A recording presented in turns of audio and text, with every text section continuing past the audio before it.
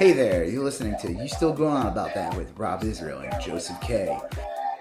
You can find us anywhere you could download podcasts. You could also find us on Instagram, Twitter, and Facebook at YSGOAT. Thanks for listening. I'm Rob Israel. I'm Joseph K. And you still going on about that? All right, Joseph. January 1st, 2021. No. It is. We're almost to January 1st, 2022. What? It is currently December 29th, and any moment now it'll be December 30th. No. Yeah, absolutely. You gotta be kidding. The entire year has gone by. The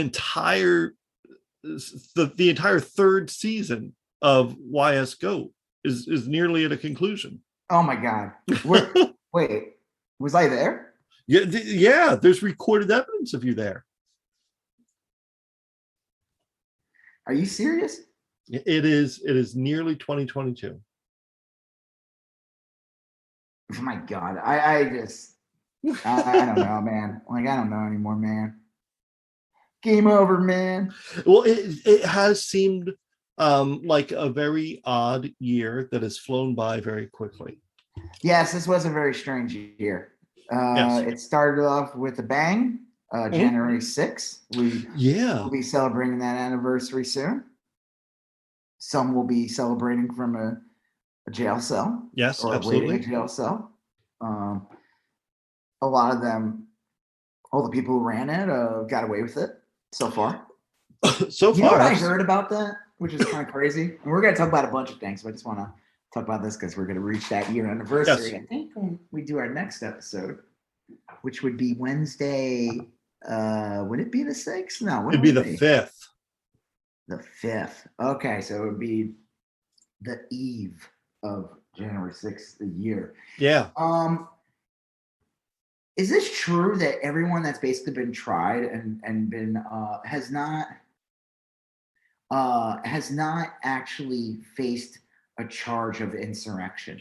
Yes, I believe that is true. That no one, and a lot of right-wing people online will say this, like, well, if it was an insurrection, why was no one charged with insurrection or sedition? Why are they not getting? It was an insurrection. Why is no one getting charged that? That's a good question. I don't know. My guess is that. If your literal goal was to. I mean, it'd be one thing if you're just protesting, right? But that's not what happened. They went in there, they trashed the place, they literally hunted for people, they tried to make an attempt. Yeah. That's an insurrection. Like, it's all there. The evidence is there. It's totally insane. And I feel like that's where this thing's a failure. I don't know for sure. My guess is that there's some weird element of insurrection that is missing in these crimes, because obviously not everyone who protests the government, whether legally or illegally, is committing insurrection. Although these like Jimmy Pesto from Bob's Burger. Yeah. I don't know. Jimmy Pesto. I suppose there's also the possibility that they charge them with insurrection later. There's the statute of limitations is certainly not run out, and it's entirely possible that that someone gets charged with trafficking stolen goods, and then like a year later gets charged with committing the robbery that gained those stolen goods. It's possible that there's superseding indictments, or there's stuff yet down the road to come. So who knows? I mean, like, honestly, with a lot of these low-level people, I'm surprisingly okay with some of the sentences, even some of the lower ones. Some of these people. Well, that's fine. I'm my whole thing is like none of like the organizers or any of the people. Yeah, that's the thing. We have still have congressmen that were part of it, and we're going to talk about that later. With the, let's just. That's one of the subjects we're going to talk about later, right? Ted Cruz Green Bay sweep. Yeah. There's you're right, there's a lot of evidence, and more evidence comes out every day, that this was a legitimate attempt at insurrection or a coup d'etat, or something that is clearly illegal, in my layperson's opinion. Well, one of the big things that should be the biggest sign of the crime is that Trump was never whisked away by security. He was watching TV, jerking off to the whole thing. Because he invited them there and planned it, and really believed that this was all going to turn over and that he would be the president again. Yeah.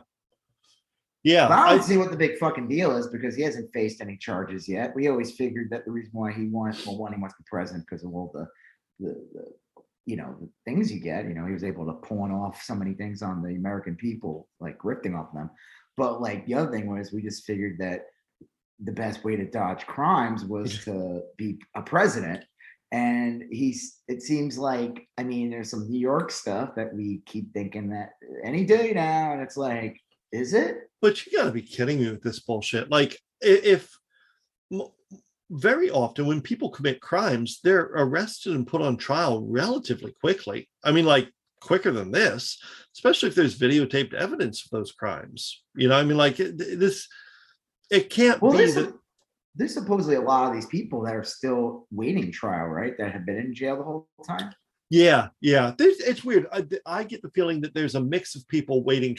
There's some people that are awaiting trial because they're goddamn morons. They refuse to accept outside legal counsel. They want to be their own attorneys. Right. They write their court memorandums on wet paper towels with a crayon and start saying that they're a sovereign citizen and shit like that. So some people are in jail just because they're idiots and they're too stupid to get out of their own way.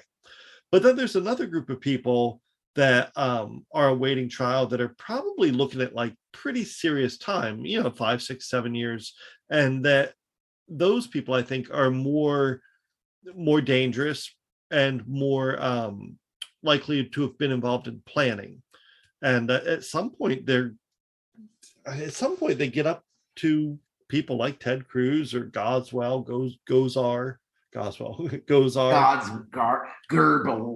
and Wilberts and it is really bizarre. Anyway, so that's on our list.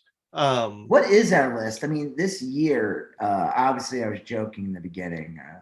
It was playing a character there, dazed and confused, whatever the rest of the lines in the song is. Yeah. Here's our list. We got we're gonna talk quickly about some pop culture stuff. There's a lot of pop culture stuff came out. We saw a bonanza of stuff. What do we got? We saw Boba Fett, the first episode of Boba Fett, Book of Boba Fett. Stranger in a Strange Land. The new Matrix. The name of the episode. Yes. Not just you just saying that out of nowhere for no reason. Yeah, I wonder, because that was a science fiction book. I wonder if all the Book of Boba Fett episodes are going to be named after books. Disney now owns those books. Yeah, that'd be awesome. If they put it in the title, that they own it. So right. It's I hear they're going to reboot Dune, but with Stitch as Paul Atreides. Yeah. Which I think would be awesome. No, actually, it's gonna be Dune, but with the what's that? Emperor's something. It had the Emperor's New Groove. That character. What was it called? The Emperor's New Groove. Yeah, that makes more sense with Dune. God, Emperor's New Dune. Yeah. Okay, so we're gonna talk about that, the new Matrix movie, and a movie that kind of caught me off guard, Don't Look Up. Which that movie's awesome. It was great. Then we're gonna talk about this guy. This douchebag Brandon guy. Yeah, Jared Schmeck. We'll talk about that. Yep. The new vaccine champion, the guy out there pounding the pavement, doing the hard work to bring the good news of the vaccine to the masses, Donald J. Trump. Oh, exactly who I thought would be the guy. Exactly. And then we're going to talk about Trump's good friend. Yeah, Ghislaine Maxwell. Ghislaine. She's gonna do some hard time. Maybe we'll see. She hasn't been She hasn't been sentenced yet. True, but I mean, like, you don't get. No, would she get 5 out of 6? Yeah, and they're like, she's screwed. Yeah, they're nasty charges. They're like trafficking minors and shit. I mean, like, we'll be talking about that. Yeah. Ted Cruz. Ted Cruz and the Green Bay sweep, which is the code. I'll tell you, we talked about that just now in the beginning. Yeah. It refers to January 6th. If your criminal enterprise has a code name, that's usually a sign that you're guilty, Talk about Madison Cawthorn, which this is kind of a fascinating story. Madison Cawthorn, who's being interviewed recently, or I don't know how old that interview is, but like I guess it came out that he divorced his wife after 8 months. Yeah, or he's getting divorced, and supposedly this woman though was like basically like a Russian honeypot. It really seems that way. It seems like he's kind of trying to get out ahead of the scandal by casually mentioning this. So we're gonna talk about him. Yeah, he like went on a trip to Norway, which happened to be, he makes it sound like that just happens to neighbor Russia. Yeah, by like 500 miles or something. It's like saying like we're neighbors to like Chicago or something. Yeah, or like you were in Albuquerque, which is of course right next to Denver. I mean, like, which it's not. I guess, like from the moon, perhaps. I mean, yeah, I guess like in comparison to like England, Albuquerque is literally next door to the moon. Yes. And then we're going to talk about this. I love this story. The last one we're going to talk about. This isn't. I'm not claiming that there's anything to this other than some pretty easy to explain truisms. But there's this modeling agency called Explore Talent, and they have cranked out like 90% of the right-wing nutcases you see. Like Bobert. Was that woman part of it? The one that was like part of the she was that weird lady that came up kind of drunk that was with Giuliani. Cicely Strong played her on Saturday Night Live. Yeah, and it was found out that she was like a wannabe actress and model. Yeah. She comes from that? Same agency, yeah. That's amazing. Candace Owens came from there, and Madison Cawthorn came from there. So weird. And it really is. Because you can see Madison Cawthorn being like a wannabe actor in some way. Yeah, he's a handsome guy. Lauren Boebert, like she's such a theater kid. You can totally see her like wanting to, like it's all like a show. It's all bullshit. Yeah. All right, we'll get into that. Yeah, and that's I think that's our last one, and then we'll probably wrap up by talking about the year that was 2021. Maybe we can offer a prediction for 2022. It'll be fun. So that's what we got going on. But anyway, so we'll start with Book of Boba Fett, Stranger in a Strange Land. You told me last night that it was on today. I'd forgotten it premiered today. It premieres Wednesday, and if it premieres Wednesday, it premieres here actually at 2 a.m. Yes. So I actually got up early today and watched it early this morning. What do you think of it? I loved it. I really, really liked it. I mean, it's not perfect. It's maybe a little slow in times, but and you've said this a couple times, these Star Wars shows are such a great way to get the best out of Star Wars. They're really fun. Mandalorian season 1 and 2 were great. Season 2, there's like critiques about Mandalorian, which is fine. I think that's just a critique on Star Wars in general. The Stormtroopers are not a threat. They don't do anything with the Stormtroopers to like make you feel like the heroes are ever really gonna face. Right. In Mandalorian, the heroes like mowed down the Stormtroopers like they were nothing. I will say the one thing I always liked about Force Awakens was I felt like they made the Stormtroopers more badass in the Force Awakens, not the other ones. Yes, and, like the scene with like that one, and he had that awesome weapon, and he like beat the shit out of Finn and everything like that. Yeah. And it took like a X-wing to shoot him. But like, I mean, that's always been my only critique. But I think like these shows though, they're really good, and they really capture I think the original trilogy in a way. Like they have like really like when they showed Mos Espa in this episode, and it's like you see it looks like a scene that could be in the movie. It's got, absolutely. Like, It's very well done. We talked about this. My only critique on the show is I just think like everything looks great. I just think like again, even last season of Mandalorian when they had Gamorrean guards in them, they just don't look that good. Like they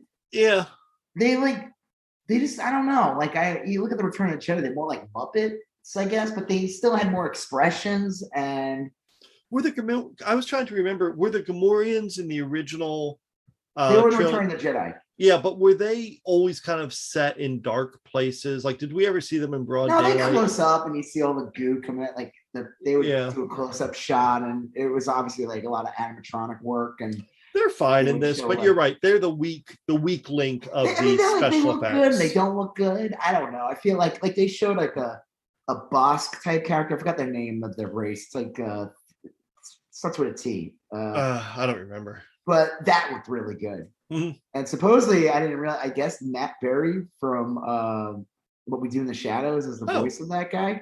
Oh. So that's awesome. Right. There was some great, like the guy who played like the emissary or whatever for the mayor or something. Good. That guy's awesome. He's been in like tons of stuff actually. Strangers with Candy. He was on a show called, what was that show? It was on like AMC. It was about The Lodge. It's just, I'm like, he had the Twilight makeup on, but I'm like, I recognize that voice. Oh, The Lodge. I loved that show. Yeah, Lodge, he was like the guy who was all about alchemy. Yeah. He was like obsessed with alchemy. Yeah. It was that guy as the Twilight guy who was like, he expected Boba Fett to give him a, what they call it? A tribute or something? A tribute, yeah.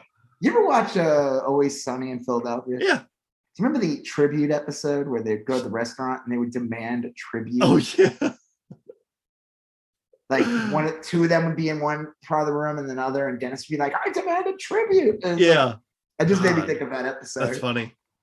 But there's a lot. So it's like the show, it's like it's flashbacks of Boba Fett and what he is now post the end credit scene of Mandalorian, where he kills a very overweight Bib Fortuna. Yep. And takes over. Yeah. But I loved it. I mean, they showed the freaking Sarlacc pit. Yep. Him in it. You said this. You said you were glad that they didn't waste a whole episode on that. Yes. Yeah. I think it's only like 6 episodes. This one. I'm like, okay. 8. So I think that's good in that. Yeah, because I could see them just wasting an episode. Me too. Or wasting like 15 minutes. I'm like, how did Boba Fett get out of it? And it's like, not really that big of a deal. Who cares? He did. He saw a stormtrooper, took some of its like whatever it had on there, like oxygen or something. Yeah, and he was able to like get the flamethrower going. And it's funny, he like clearly blew a hole through the Sarlacc pit and crawled out. Now I said though, I tweeted that. Let me see if I remember my tweet. Yeah, I remember it. The imagery of let me see if I can find it. It said Star Wars missed an opportunity of having Boba Fett actually emerge right out of the Sarlacc pit's mouth. This would really push the imagery of rebirth and test the limits of Disney Plus. Yeah, because you remember what the Sarlacc pit looks like, right? Yeah. It's like a puckered anus with teeth, or it could also look like a sandy vagina. Yeah, I suppose. And so I'm sure that they were like, we cannot have him coming out of the pit. Yeah, it just looked like he's crawling out of a big birth canal or something. Yeah, like he is literally he's being reborn of him coming out of it. So it's like, let's just have him crawl out the side, and we could show that like the Sarlacc pit is dead or something. Yeah, like the tongue was like hanging out. I would say, I mean, like I love this. I would say if I'm gonna look for one criticism, it's like, man, they've really reinvented the Boba Fett character. They've really kind of like, there wasn't really a character to begin with. No, but the very little you did know of Boba Fett was that he was a bounty hunter working for Darth Vader, which to anyone should suggest kind of a crappy person, because like Darth Vader was like a genocidal tyrant, and it'd be like doing a favor for Pol Pot or something. It calls into question your values. Working in the Trump administration. Yeah, exactly. So and they kind of retroconned him into being kind of like a noble. I'm fine with that. I mean, you're learning how he maybe became more like that, and clearly, because the big origin, and maybe that's why they didn't want to waste so much time in the Sarlacc pit, was because once he's out of the Sarlacc pit, well, you see what happens. The Jawas come, they steal his armor, which we know because in the Mandalorian, because that other guy, I forgot the guy's name, the cowboy guy. Yeah. He ended up having that armor for a while, for years. He had it, and he got it from the Jawas. So it explains, like, okay, the Jawas stole from him, and then he's immediately captured by a tribe of, I guess, Sand people. Yep. And clearly, he is a prisoner. I got some Mad Max vibes of like the way he was in prison. I like that they had like the Genosian or whatever they're called. It's the other Greedo character. Yeah. And like the kids just beat the shit out of him in the morning. And like, I mean, the guy like looks like shit. He's all burnt up. Yeah. And clearly like the acids of the Sarlacc pit, because he's being slowly consumed, Right. And that's kind of a cool deal, because someone like I was watching this Screen Crush, whatever. It's actually really good. He points out all those things, but I mean, I was aware of this as a Star Wars nerd. Like, people were like, well, wait, there was no stormtroopers in Return of the Jedi at the Jabba the Hutt scene. And that may be true. But when they say before you fall into the Sarlacc pit, see their hotels or whatever, that you will be slowly digested by the Sarlacc pit for like 1,000 years. Yeah. So that stormtrooper could have been down there for like 5-10 years for all you know. Right. And I don't know, like, so he gets like you see him like he has to prove himself to this tribe. I mean, I don't want to like recap the whole thing, but this is like, there's a lot of theories, and then they show him waking up in the Bacta tank, and he looks better. Clearly the Bacta tank is something that wealthy people have or whatever. Yeah, it's a luxury. It's like healthcare. It's like Michael Jackson's oxygen tank. It's like what? Like Michael Jackson's oxygen tank. Well, I mean, it clearly like, it healed him, and that's why like he doesn't have all those scars anymore. True. And he has freaking eyebrows again. Like, and I can tell that I feel like the actor, what's his name? Temula. Newt. What's his? Who are you talking about? The guy who plays Boba Fett? The guy who plays Boba Fett. It's like starts with the T, doesn't it? Yeah, what's his name? Tamura Morrison. Yeah. Okay. I don't even know what I was gonna say. Oh, he looks like he's like he must have like really tried to get more in shape for this show. Because the joke was like when he showed up in Mandalorian, he had a little bit of a pooch. He did. So he was like a dad bod Boba Fett, It's like, hey, whatever, there's nothing wrong with that. He's older, Yeah, natural. It happens. But you could tell in this season he's like, I'm gonna lay off the I'm gonna lay up the Bantha burgers. Right. I'm gonna lay up the Jabba sandwiches. Yeah. Those Sarlacc footlongs. Yeah. Lay off the I don't know, blue milkshakes. You're making Star Wars reference jokes. Yes. Like the big Mac Corellian.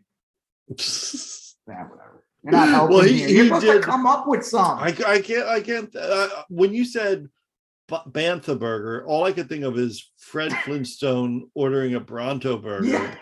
This car tipping over, right? And that got stuck in my head on a loop. You just got fucked. You were like lost down a rabbit hole. You're like, I can't get out. It's a living. Why did Fred eat those? Like, wasn't Dino also like? So we got to see like, and he's like, he wants to be like there's like, he definitely has like a different agenda. Like he took over. He's like technically the crime boss and everything like that, and he has to make like a big splash. And he decides like they travel to the other side of town to visit like Mos Espa, which is where this like casino, whatever it is, some like spa, whatever.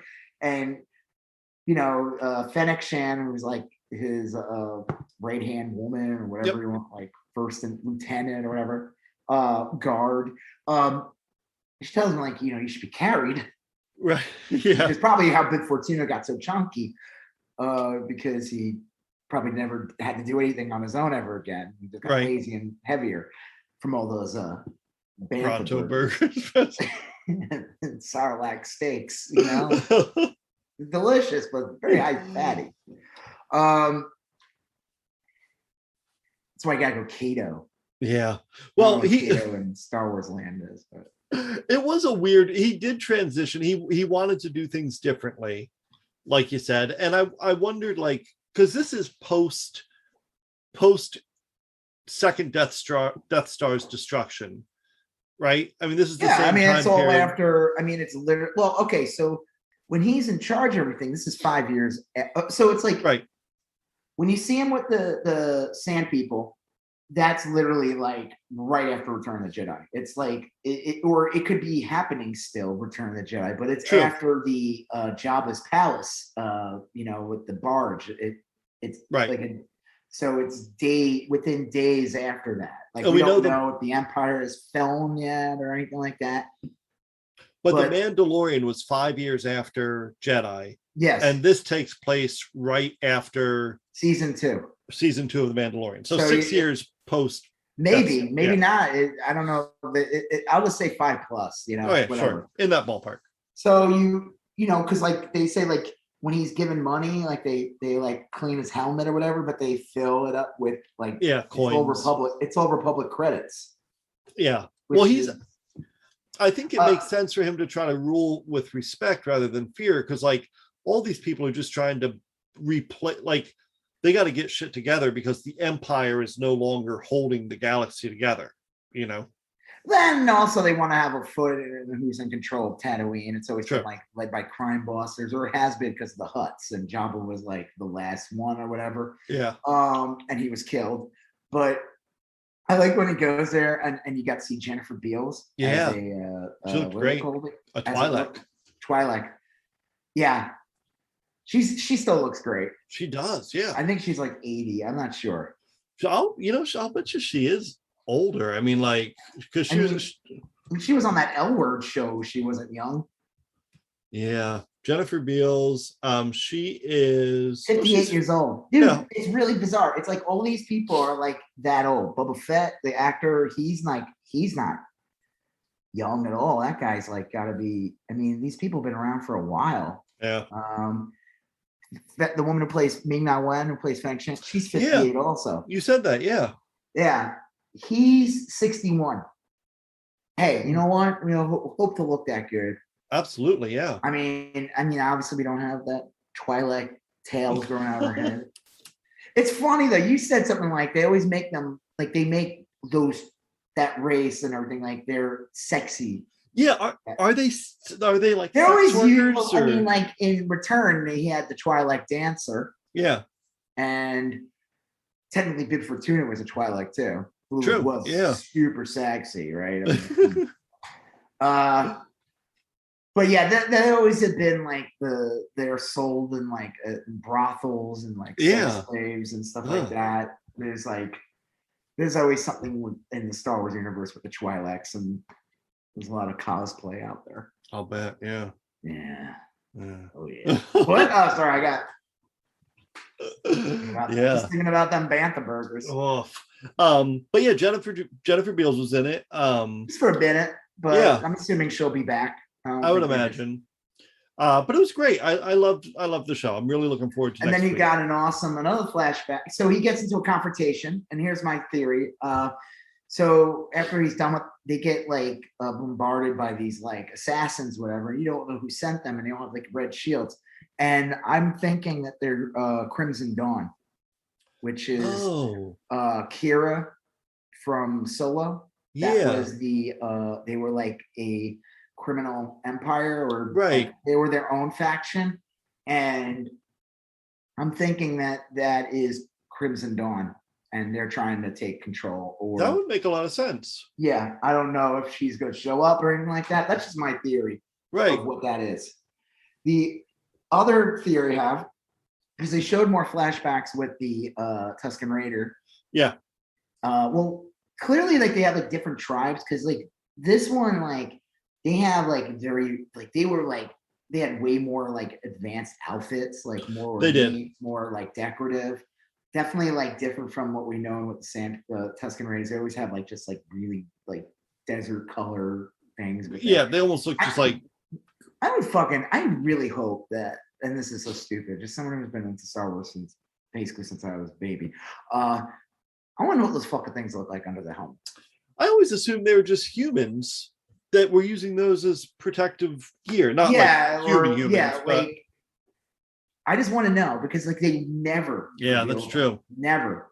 Like they haven't done it in The Mandalorian. They were in the comics. They had like the storyline where one of them became like a Jedi in the comics. Never showed him with their mask off. We don't even know what these things look like at all. Huh. And I'm wondering if they will reveal that in this show because they seem to be doing more deep dive. So yeah. This is my theory about the show too, is that I feel like Boba Fett is considered part of this Tusken Raider tribe.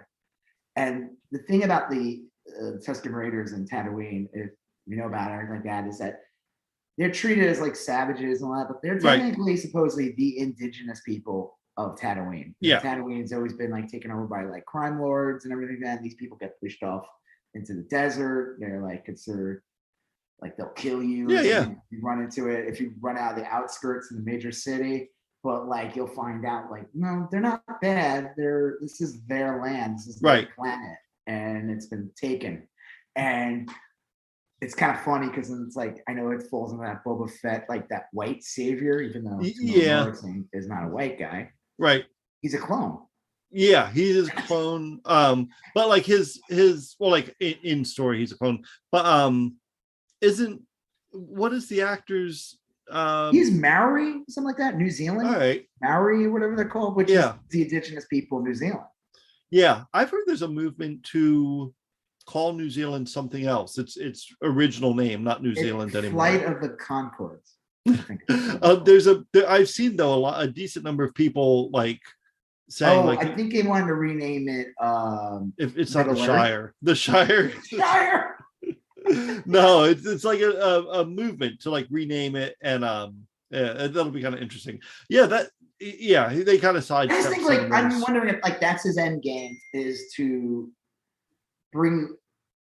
actually push out the crime, and because it's like this Boba Fett is not the Boba Fett that we know who was a bounty hunter that would willing to do anything, work, make money regardless who's paying. He didn't care. It could be the Empire, it could be anyone, just cold calculating, not really caring about like no morals really. Right. And they said like there's imagery, it's done on purpose. So like in the beginning of the show, you see the helmet removed. You see the flashback of his father getting his head cut off.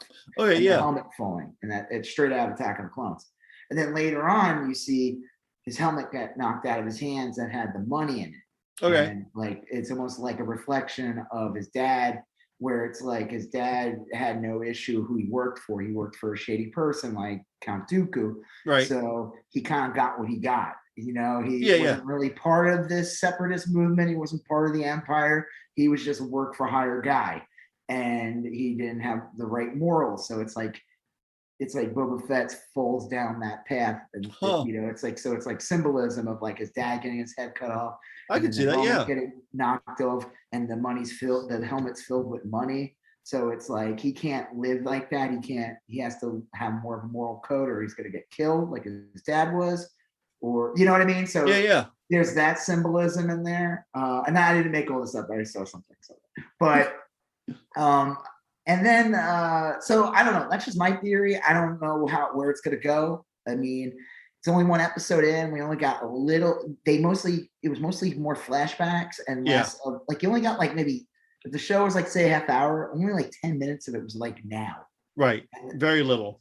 But you had that awesome fight scene with that like monster that was in the ground. Oh yeah. It's kind of interesting how they get water in Tatooine. They have to like dig a little bit, and they have these like little weird like they're like pots or seeds or and I guess they have water in them. Yeah. But in the end of the episode, he helps kill that creature. That thing was awesome. Yep. And then spoilers. I mean, we spoiled the whole thing. The leader or whatever the tribe gives him one to drink. And you so can see knows, like man? He's getting accepted into the tribe. Well, when you saw him in Mandalorian in season 2, when you first introduced him, he uses the Tusken Raider helm weapons. He's kind of dressed like one. Yeah, and he was friends with them. He like spoke their language, and but if you also notice, his clothes were darker. They weren't like of the Tusken Raider people that you saw in the Mandalorian, which were just basically your basic Star Wars Tusken Raiders. These were like clearly they must have different tribes. Yeah. And so who knows? I think we'll see where it goes. I'm thinking that I think there's a lot to do with. I think there's a attempt to like, he really isn't a crime boss. Like he's trying to get rid of like crime in general in Tatooine. Yeah. It not be just a corrupt planet, and maybe give back the land to these people. The Aboriginal people. I don't know. It's good. I'm real excited to see where it goes. All these Star Wars shows have been so good. And they look good, right? Yeah. Except for the Gamorrean girls. Yeah, I mean, you can nitpick, but overall they look great. They still look good. The music's great. The pacing is great. It's just a really great thing. Much more palatable than the movies have been lately. Yeah, that's why I'm in no rush for them to make movies. No. Like Marvel, I mean, did you see Spider-Man yet? No, my kid and I are going to go see it tomorrow. Did you see it regular or IMAX? Regular. I didn't care about IMAX. All right. Yeah. I mean, I don't know. I'm just happy to see it on a big screen. Yeah. Well, we're going to go see it tomorrow. And I'm looking forward to it. It should be good. Cool. So same thing with the Marvel shows, but I think like the Marvel movies have been good, and that's why the Marvel shows are good too, I think. But like Star Wars, like I think they should just stick to the Disney Plus shows. Yeah, they can make a movie later if they want. See what happens. Yeah, I just feel like they should wait years until they have like something really good, like almost something that would they would just be so different, removed completely from the Anakin Skywalker saga, removed from this era of Star Wars, go back like 30,000 years, do something that's like, you can just do something, really push that fantasy element, because like just something, not try to recreate the fucking first trilogy or anything like that. See, what's great about these shows, and people will say like, oh, they're just doing like, oh, look, fucking Max Rebo showed up, oh, nostalgia. I'm like, hey, you know what? I waited 40 years. I want to make sure that I'm happy to see Max Rebo's doing okay. Yeah. The little blue guy. Little blue elephant guy, yeah. Hey, he survived Jabba's palace blowing up. He clearly got away. Now he's got a gig. He's got a regular gig and the thing, his little blue body. Catching up with Sly Snoodles or... Wow, she might have perished. I don't know. And that other Droopy McCool, I think his name. Awesome names. And not fuck that CGI, that weird like varmint that went, be dead. Like, no, fuck that guy. That guy blew up with the ship. Yeah. He's an NFT now, actually. But I like, see, that's one thing about the show is great, because like if you have the shows and like fucking AT-ATs show up or all these things, who the fuck cares? I don't care.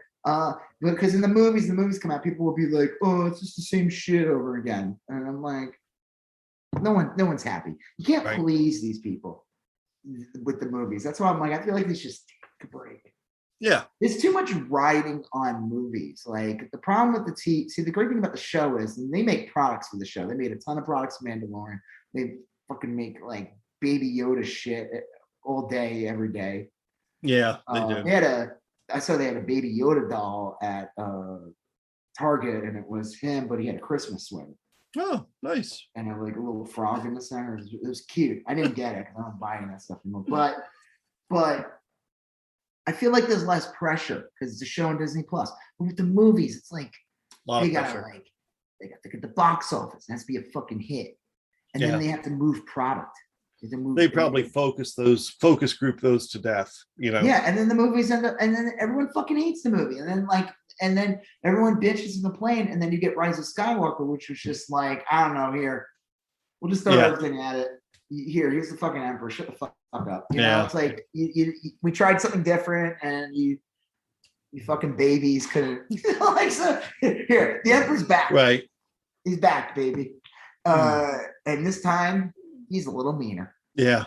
I just feel like they can make good stories and good and have like just really flesh out like stuff that we always want in Star Wars, but like you can't get in the movies. Yeah. And Well, like, they don't work well in movies, you know.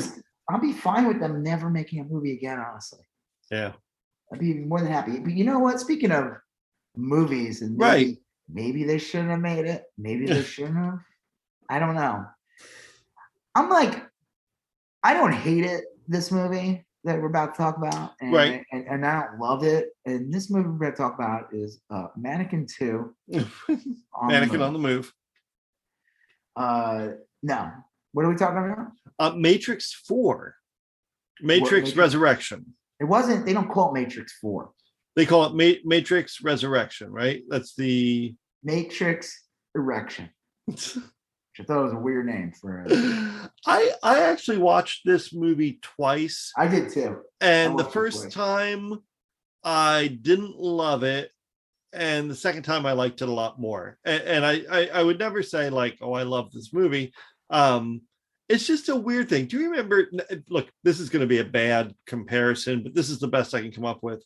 Do you remember the Halloween? I think it was H2O, where it was a movie about Halloween. Like it was a John. I didn't see it. I know what you're talking. I think I know what you're talking about. It's basically like it's a new Halloween movie, but it's about the movie Halloween. Like the movie Halloween exists in Halloween.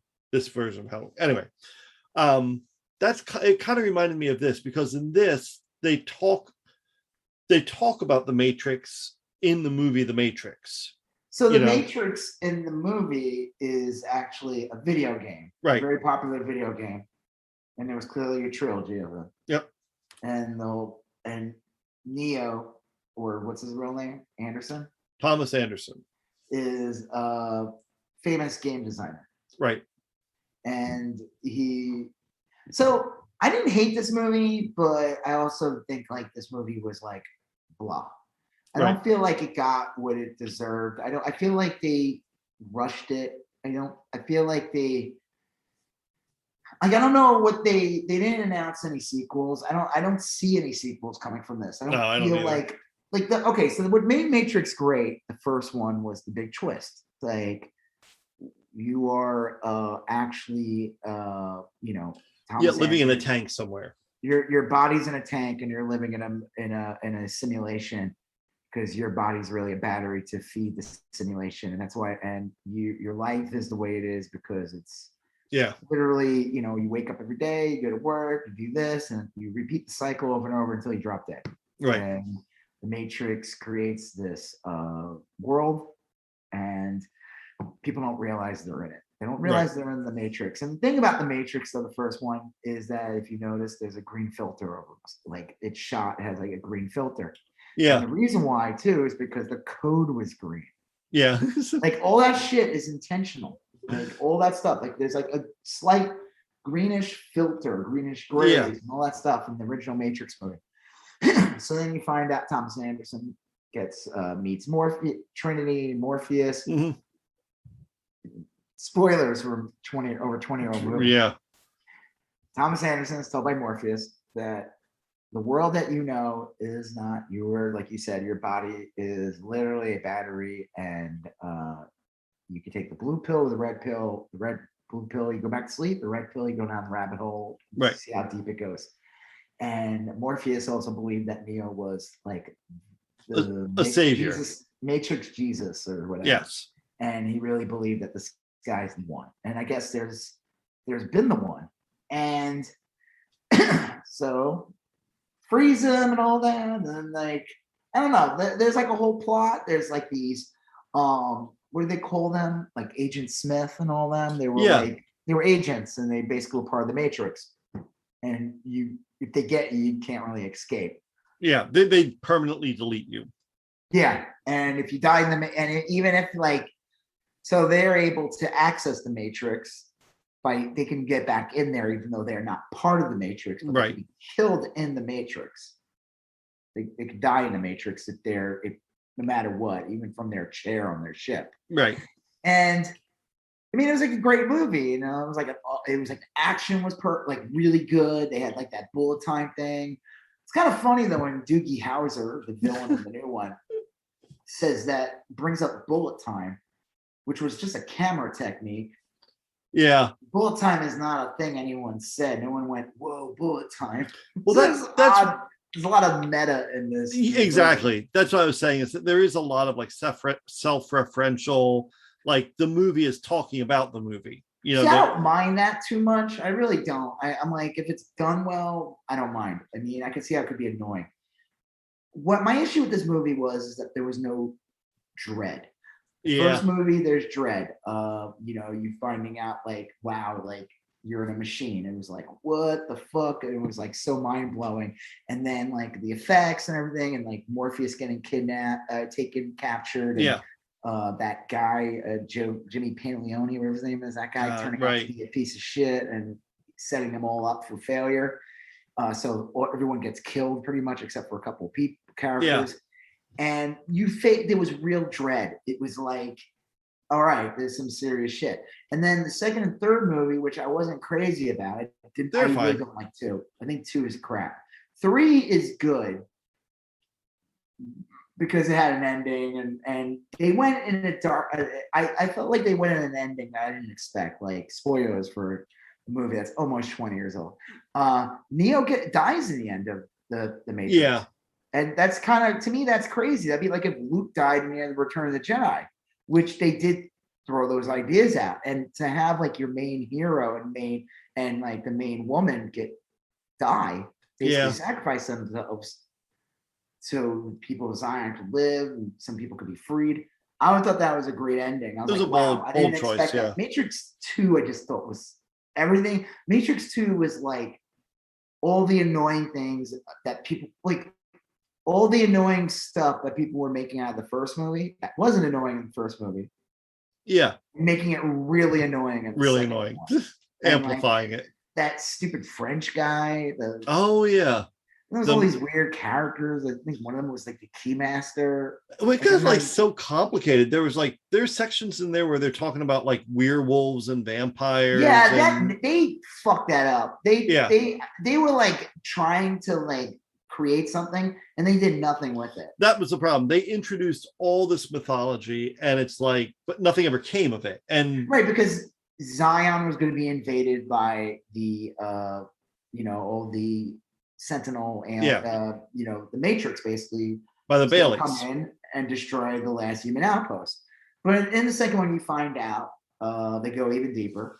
Because in the first Matrix, you find out the world was like, it's probably like the year 2450. They don't know.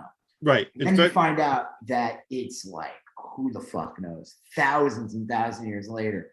Because this is the 7th iteration of Matrix. That's right, yeah. And that the guy who looked like Colonel Sanders is telling Neo, like, hey, we've done this already. Yeah. We, Zion falls, we leave you like 30% of your people, you rebuild, and then we just reboot the Matrix. We do it again. We just keep doing this. But in the end of the third movie, all that kind of changed. Zion survived.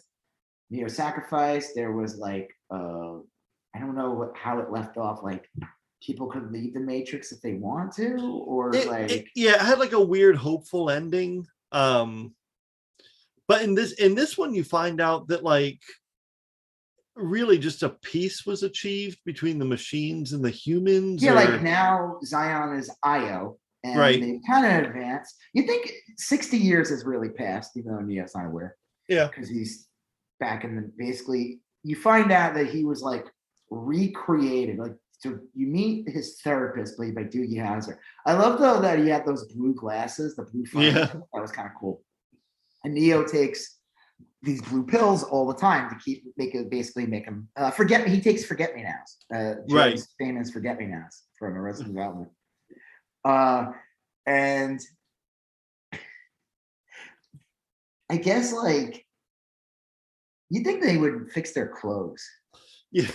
The IO people. Like, why are they still wearing the same shitty fucking sweaters? You think in 60 years and they were able to like, I mean, they're sitting there talking about how they're like able to create a strawberry. Yeah. Like, dude, man, can you like get some better fucking right clothes? Like, what? Yeah. It's like weird. It's like I think my biggest issue with the movie was like I like them coming up with the game. Christina Ricci's in the movie for like 2 seconds. Oh yeah. That was a waste. Why would you cast Christina Ricci just to like show up as like the representative from WB or something? Yeah, that was a weird choice. I feel like she must have had more parts and they just cut it out or something. Yeah, it's always hard to tell. How long was this movie? Do you remember? It's not like I mean, it's probably like 2.5 hours. Yeah, I want to say 2.5. I feel like all these movies now are always 2 hours. It's like they can never be shorter than like Spider-Man's like 2.5 hours long. Right. But there's a good reason for it to be 2.5 hours long. It's a huge story. Yeah. So it makes sense. But sometimes these movies, I'm always like, why is the movie this fucking long? I don't get it. So I just don't understand what the dread was in this movie. Like, yeah, the stakes were not clearly defined. There's really no stakes. It's like, okay, and there's that woman. What was her name? She's like the Morpheus of the movie. Bugs? Are you talking about? Bug, yeah. Yeah. She's cool. She's the only, I feel like she was the best of the new characters.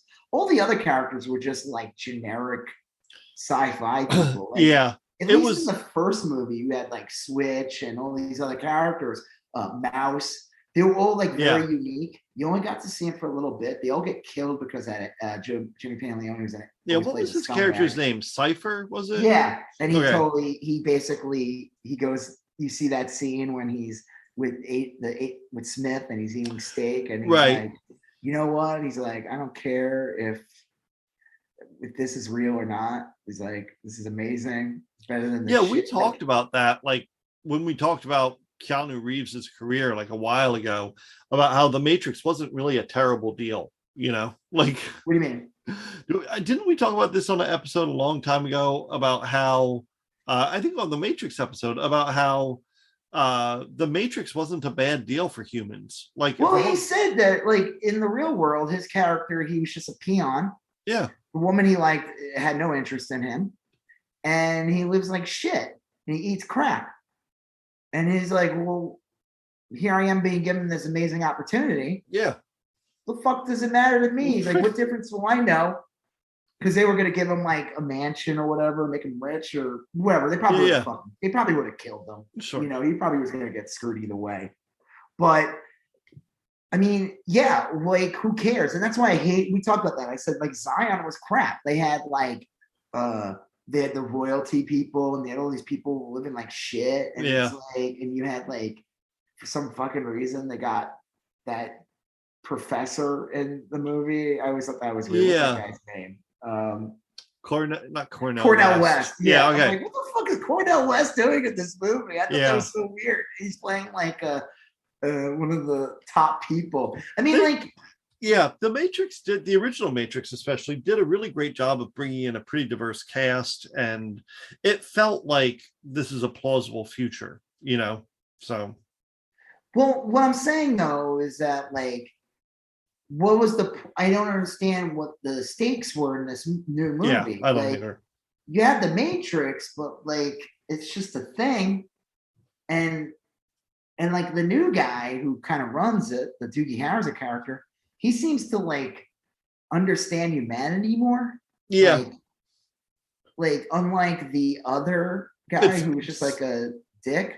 Yeah, this is certainly a less antagonistic thing. Like his whole thing was he was no different than like Mark Zuckerberg or like the guy who left Twitter. What's his name? Jack Dorsey. He said basically the joke was, which I thought was kind of funny, was that this new Matrix feeds on like online rage. Yeah. Like we get more energy out of you for being pissed off on the internet all the time. And that's exactly what the algorithms and all that, like this is exactly what those social media platforms are. It's like you piss off people, all of a sudden you get a boost and now people see your stuff. Yeah. Even when it's a positive thing, it'll still it's designed to antagonize people. And so I thought that was a cool touch, but like, I don't know what the point was. Okay, so Trinity, like, Tiffany. and I guess they said something about like Trinity and Neo, they need to be together, but not close enough because they'll like destroy the Matrix. Yeah, it was that was a bizarre thing. Or like Doogie Howse's character said that like he watched Neo sacrifice himself or something like that. He's one of the, I don't know, he's a sentinel or whatever the fuck he was. I don't know. It's all abstract because you see him as a person, but he's not really a person. He's a program within a thing. And he's the one that basically brought them back to life and then threw them back into the Matrix. Like he rebuilt them because Neo's eyes were burnt out from the. That was also another crazy thing. In the third movie, he gets his eyes burnt out, like in the real world. And I thought that like he gets blinded basically for most of the movie in the real world. Yeah. You see him getting rebuilt and you see Trinity getting rebuilt because those characters were killed. Their bodies were killed. And I guess they brought them back to life. Why did they bring them back to life? What was the point? Honestly, I know this is probably not the best way to analyze this particular movie, but I read this big article interview where they talked with Lana Wachowski, which is, I think, the Wachowski sibling that helmed the only one who directed it. It wasn't the two of them. It was only Lana this time. And she said basically this is her effort to resolve her feelings about her parents' deaths. And she was sitting there one day and she's like, I can't bring my parents back, but I can bring Neo and Trinity back. And then from that, this movie spawned. So when I think of it, I think a lot of it is the director trying to work out her feelings about her parents passing. Honestly, I also think like they even make fun of that. There's a line in the movie where basically the guy who plays Smith, they couldn't get Hugo Weaving back, so they got this new guy, and like so the joke is like he's reskinned basically. I personally think he should have been a different character. I think like if they got Hugo Weaving back in the movie, it would have been so much better. Yeah, he was very menacing. Like he's menacing, he could play a villain good, and he could have done it. The whole movie could have played out exactly the same. Sure, it would have just been so much more impactful with him in the role, and he's kind of like a weird ally now, whatever. Yeah, but like he says, like they're gonna basically make the movie. The WB's coming in, and they're basically saying like we're gonna make it without you, like right. And supposedly that was true. Like they were going to make a new Matrix movie, regardless if the Wachowskis were involved or not. And honestly, I don't even know if that would have been that bitch of a. I mean, I'm sure people would have bitched, complained either way. Yeah. Who the fuck knows? I mean, it's weird because like Matrix 1 was such a huge hit, and 2 and 3 were not considered like people didn't love the sequels, and they came out in let's see, it was a decent amount of time. It was 1999 the first movie, and then you had to wait till 2003, so that's like 4 years. Yeah, but 2 and 3 came out very in rapid succession. They only were 6 months apart. Yeah, 2 and 3. And I think by the time the third one came out, people were like burnt out by the Matrix because they had a huge marketing push. The second movie was like people didn't really like it. Yeah, I think people had moved on by that point. And there was a video game. I played the video game. Oh, I remember that, but I never played it. I almost beat it. I got to this part and I said, fuck it. Ugh. It was like the camera work got all dodgy. I didn't know what the fuck I was doing. I was like, fuck it, I can't play this anymore. And that explained more of the Matrix. They had like exclusive scenes in the game, like exclusive scenes with like Janet Pinkett's character. Yeah.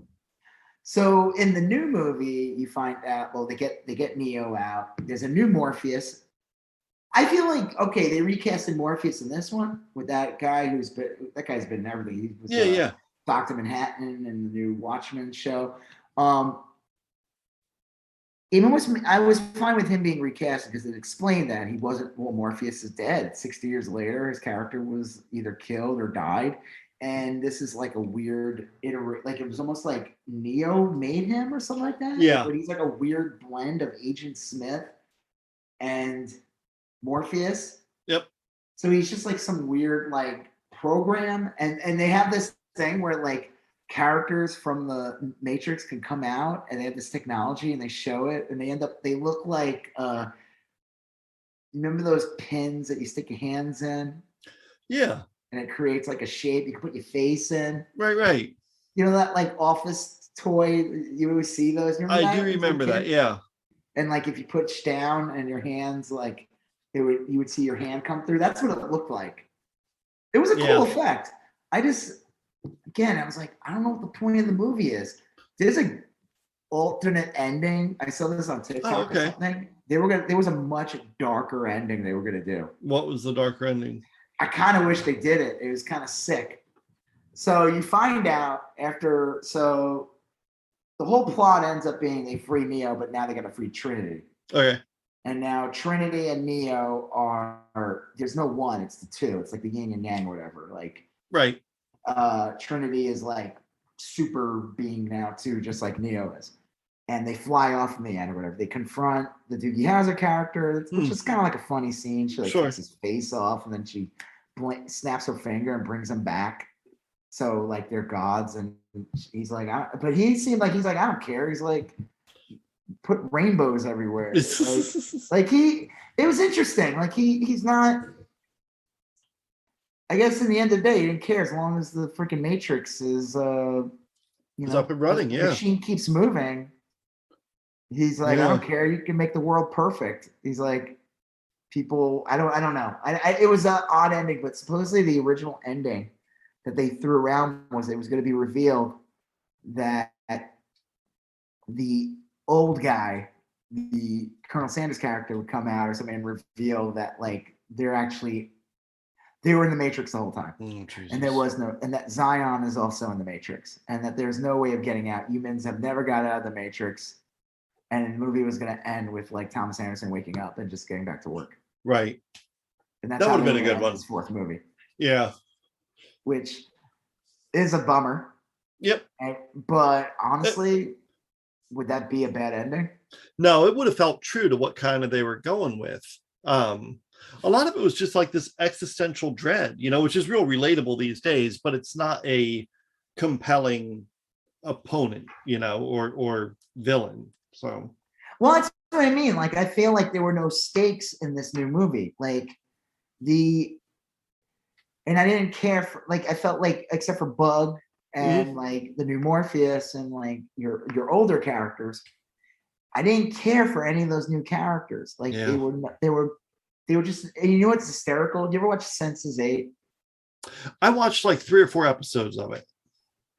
Did you notice that like all the people who were that were part of like the Bugs crew, they're all people from Sense8. Oh, yeah. That woman, I think her name was Lexi. She was in Sense8. The guy who was kind of like a guard, the blonde hair guy. That's weird, yeah. That. And the guy who was like a expert on Neo, he was from that. They were like, they had like a contract or something. And they're like, because Sense8 got canceled, they're like, we're just gonna I'll get you guys some work. Don't worry. Sure. Lot of paid them back, gave them some work in the new Matrix movie. I don't know. I just felt like, I could see why people hated it. Like, I don't hate the movie. There's some cool things like the swarm. Is that what they call it? Yeah. Swatting. I brought up swatting, which I thought was interesting. That was weird. Yeah, it was not what I was expecting. I don't hate it, like you said. I don't feel the need to like see it again. I saw it twice, and that was enough for me to shift my perspective on it. So I just don't know, like, I don't know. I'm not gonna go deep into like start insulting or anything like that. Like, I think it's cool that the two characters are like in their 50s. I think there's nothing wrong with that, Yep. I just feel like the movie, I don't know. I feel like it just didn't have like as much put into it like the other ones did. Like, well, they just made it. They just made this movie. So much of the other ones relied on like innovation. Like, they were really deeply philosophical, and they were thinky and everything. Like with this, it's like they've already tread that ground. So there's a lot of meta stuff in it. Yeah. I mean, like the part when they're talking about the game, like when they're like what do you call it? They're throwing out ideas. And Yeah. That Jude guy, I love his name's Jude, and he's it's like Judas. Like remember he was really working for, like, he tricks Neo or something. Like he's acting like his friend. It's like, I don't know. All right. Yeah. Well, I don't really have anything else to say about it. It's okay. I don't hate it. I don't think it's the worst thing. It's kind of like whatever. I think I feel like with it being like an HBO Max release and a theatrical, I think it hurts it. Like the movie, I think the movie made like 69 million. Supposedly, it did worse than it came out a couple days after Spider-Man, which Spider-Man is a monster. That movie is like, and supposedly it came in third place, like Sing 2. Oh, you know what that is? Yeah, that animated movie where the cartoon, monkey and the elephant and the pig, and they all sang. That did better than the Matrix. I don't know if they really promoted this that much. I think it snuck up on a lot of people, and a lot of people just don't remember the Matrix that well. I mean, the thing is, the franchise is like, I mean, it ended in 2003. They released like a game or two here and there. Yeah. But like, it's not like, with Star Wars and stuff like that. Like there was always product of Star Wars. Even before episode 1 came out. Well, and there's a big fan community and stuff. That had like a big cultural presence. I don't know if Matrix has like a big community anymore. Yeah. Like I said, you're right. Do I hate it? Do I hate that it exists? No. I'm like, whatever. I'm in the middle of the road a bit. I can see why people don't like it, but also I don't think it deserves to be completely chastised. It didn't ruin my impression of the original movie by any stretch. I think if anything to ruin the first movie, it's 2 and 3. Yeah. I'm able to separate 2 and 3 because 1 works as a great movie on its own. I mean, like in the end of 1, when you find out Neo broke the code, and he can fly. Agent Smith, and he's like, and he flies up and he's like, I'm gonna free everyone. And if anything, he was like a god in the end. Like he could do whatever. Oh, for sure. Yeah. Yeah. And then in the second one, they kind of like depowered him, and he was just a dude who could fly and was really strong and fuck things up. But he wasn't the god. No, he wasn't like the chosen one like he was at the end of the first. And I actually like in this one when they're like, hey, can you fly or something? And he's about to fly and they show the effect and he couldn't do it. I thought that was actually kind of funny. And again, it's like a little goofy. I think people brought up, it's like the new Matrix movie is affected by like, I think all movies, they might be considered like the Marvel effect, which is like everyone has to joke. Everyone has to make jokes. Yeah. Which I don't mind. I can see how it could be annoying. It's like when everyone's doing it, then it's annoying. Yeah. If it's done well, it can be fine. What? If it's done well, it can be fine. I've just seen a lot of instances where it's not done super well. But it was, Oh yeah. So real quick, another reason why they said that ending would have been great was because you know how in the second movie, Neo stops a sentinel. This is towards the end of the movie. He stops a sentinel from attacking in the real world, which is crazy because he's just human in the real world. It's not until he goes into the Matrix and then he becomes that like God character. Right. Neo. Or a superhero character. So that was be the hint of how they're always, even Zion was the Matrix. It was just another layer of the Matrix. Like an onion, yeah. Yeah. And that's why he was able to tap into those powers because he never was in the real world to begin with. Yeah, that is kind of crazy. Honestly, if they ended with that, that to me would have been a good, like, would it let people bummed out a bit? Probably. But what it would have done was it would have been a great, like, from beginning to end, and it would have just showed you, like, this is what the fucking Matrix is, dude. Yeah, it would have gone full circle. Yeah, it would have ate itself. An Ouroboros. Speaking of eating themselves. Yeah, right? Don't Look Up. Yeah, oh, what a great movie. Yeah. Yeah, so this movie I heard about for a little while now. It just came out on Netflix. It's Adam McKay and David Sirota wrote it, I think. It sounds right. And he's like a reporter or something. But so basically it's about Jennifer Lawrence and Leonardo DiCaprio. I don't remember the names of the characters in the movie. Yeah, me neither. Scientist. Jennifer Lawrence sees basically that a comet is heading to Earth Leonardo DiCaprio, I guess, plays her superior, whatever. And there's like another character, I forgot his name, who works with them. And they try telling the president. Yeah. The president is played amazingly by Glenn Close. Yep. Probably one of her best. Is it Glenn Close? It's Glenn Close. No, Meryl Streep. I'm sorry. Meryl Streep. Yeah. I don't know why I always get those two mixed Yeah. up. They're both kind of prestige actresses from. Yeah, but Meryl Streep's like. Yes. No offense to Glenn Close, but she's a poor woman's Meryl Streep. Sure. Yeah. She is like the Book of Boba Fett Gundam, as opposed. What did I say? The pig creature, Gamoran. Oh. She's like the Book of Boba Fett version, whereas Meryl Streep is like the Return of the Jedi Gamorrean. Right. Yeah. They sure being compared to a disgusting pig monster from a space movie is something that every woman wants to be compared to. Sure. Like, oh, thank you. Well, Meryl Streep was great in this. Jennifer Lawrence was great. Everyone was great in this. Yeah, Leonardo DiCaprio has that amazing scene when he screams. Like that was like that was like up there with like the like I'm sick and tired. From movie, Network. I think it's Network. Yeah, that's such a good movie. Yeah. It actually reminded me of Network a bit. Network is I can see that, yeah. That movie is so old, but man, it holds true. With that shit, man, Network that movie was like made in like 75 or something. And there's shit that still holds true about the media and stuff like that. Well, this one, Don't Look Up, a lot of people are comparing to Idiocracy. It's not. I see why they would say that, but I agree it's not. It reminds me much more of Dr. Strangelove. And it reminds me of there was something else, man, that I was gonna say. I mean, I can see why Idiocracy just because of like, but sure, it's not, because it's exactly what it is, the most true to form. Like, okay, so yes, it's mostly supposed to be about our environment, right? Yeah. The whole idea is that this comet is coming in 6 months. Just like we say, like things in our environment, like all these like polar ice caps melting, everything. It's happening now as we speak, but there's still like the real damaging effects. Real damaging effects are still like decades away. Sure. We don't really know. But it's not much different. But I would also say that this movie is great in our response to COVID. It felt like it was in response to COVID.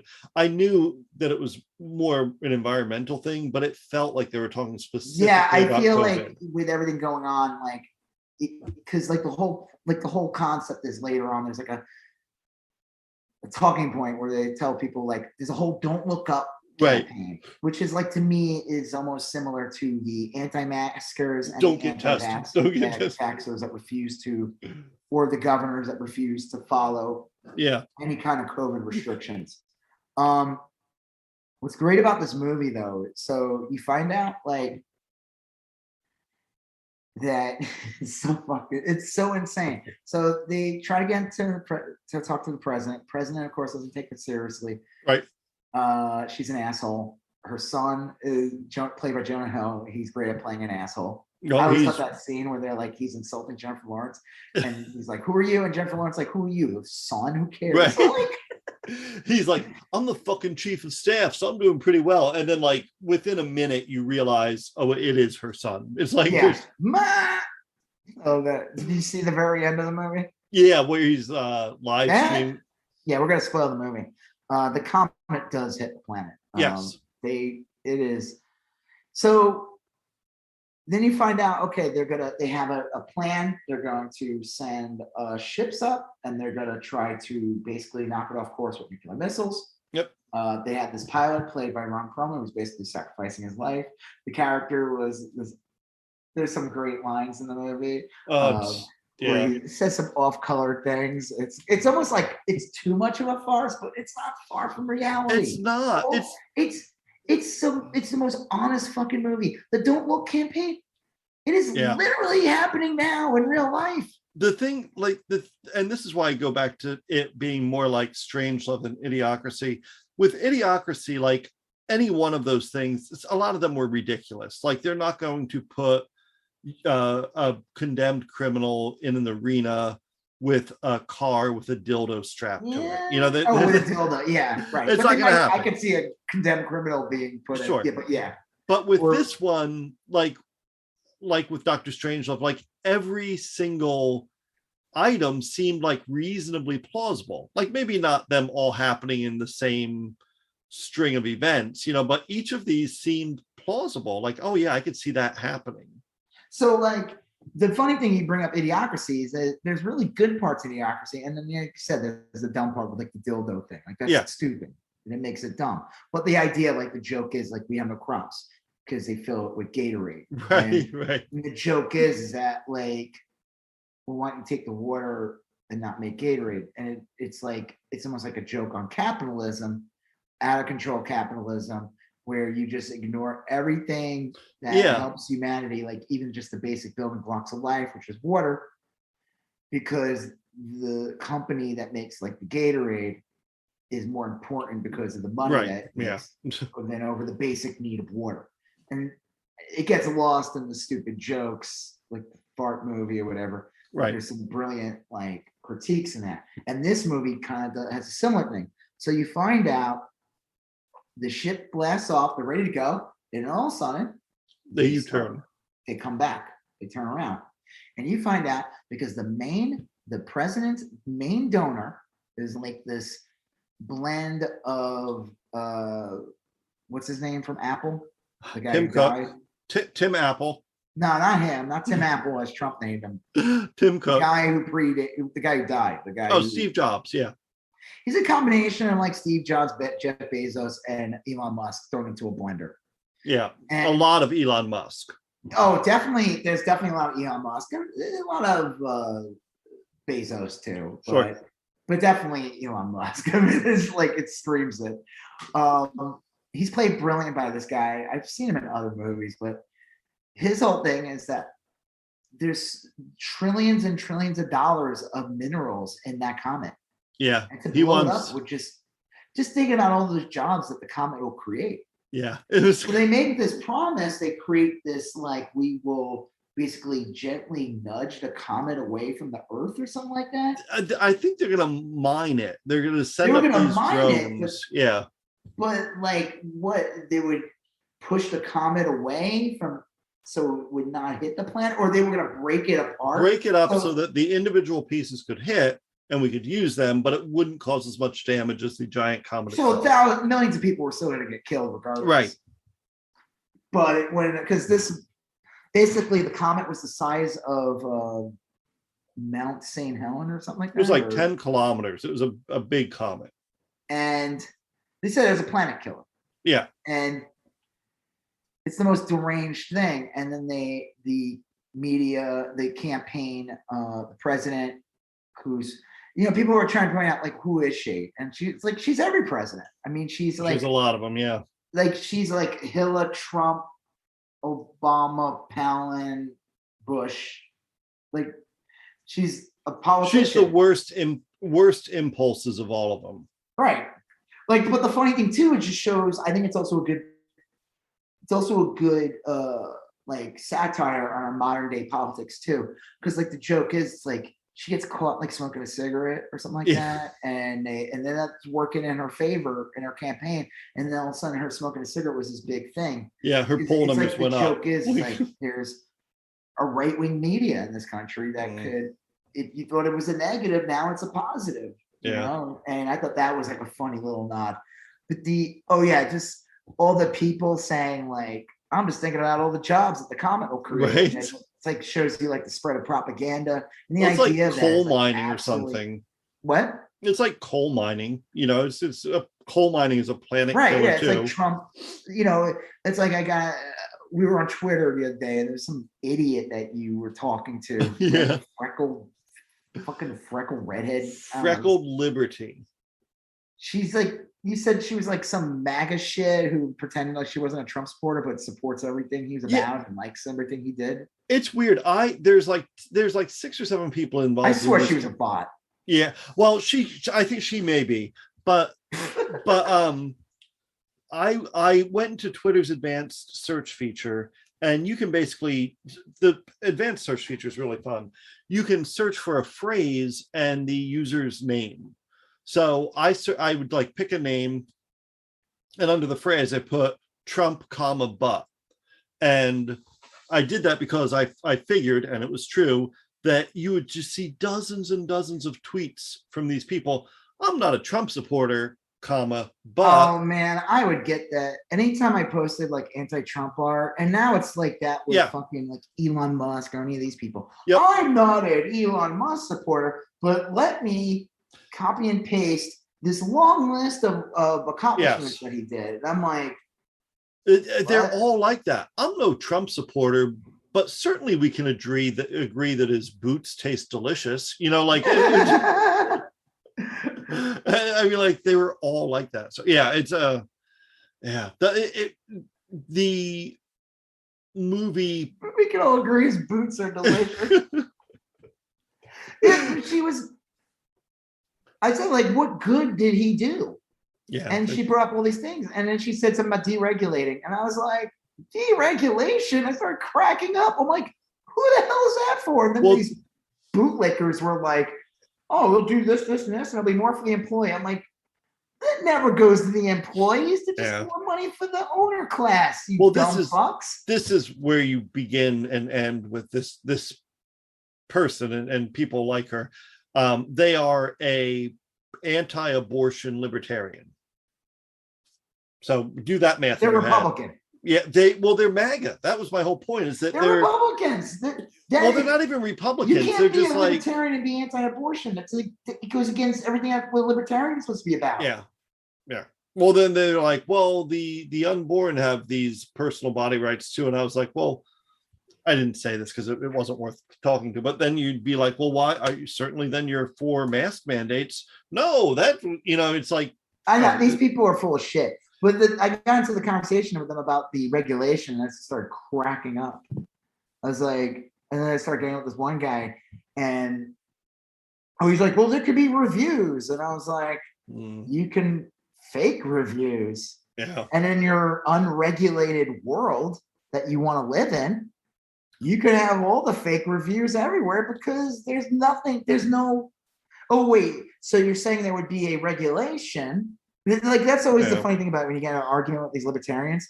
They end up like saying they hate government so much, but then they want to create this body that would regulate. Yeah. And they're like, wait, is that government? They hate government so much that they spend all their time on the internet, which was created by the government and is subsidized by the government. But there's solutions that they always have.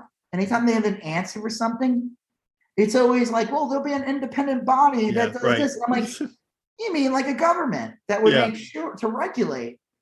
It is crazy. Libertarians, I think, are just.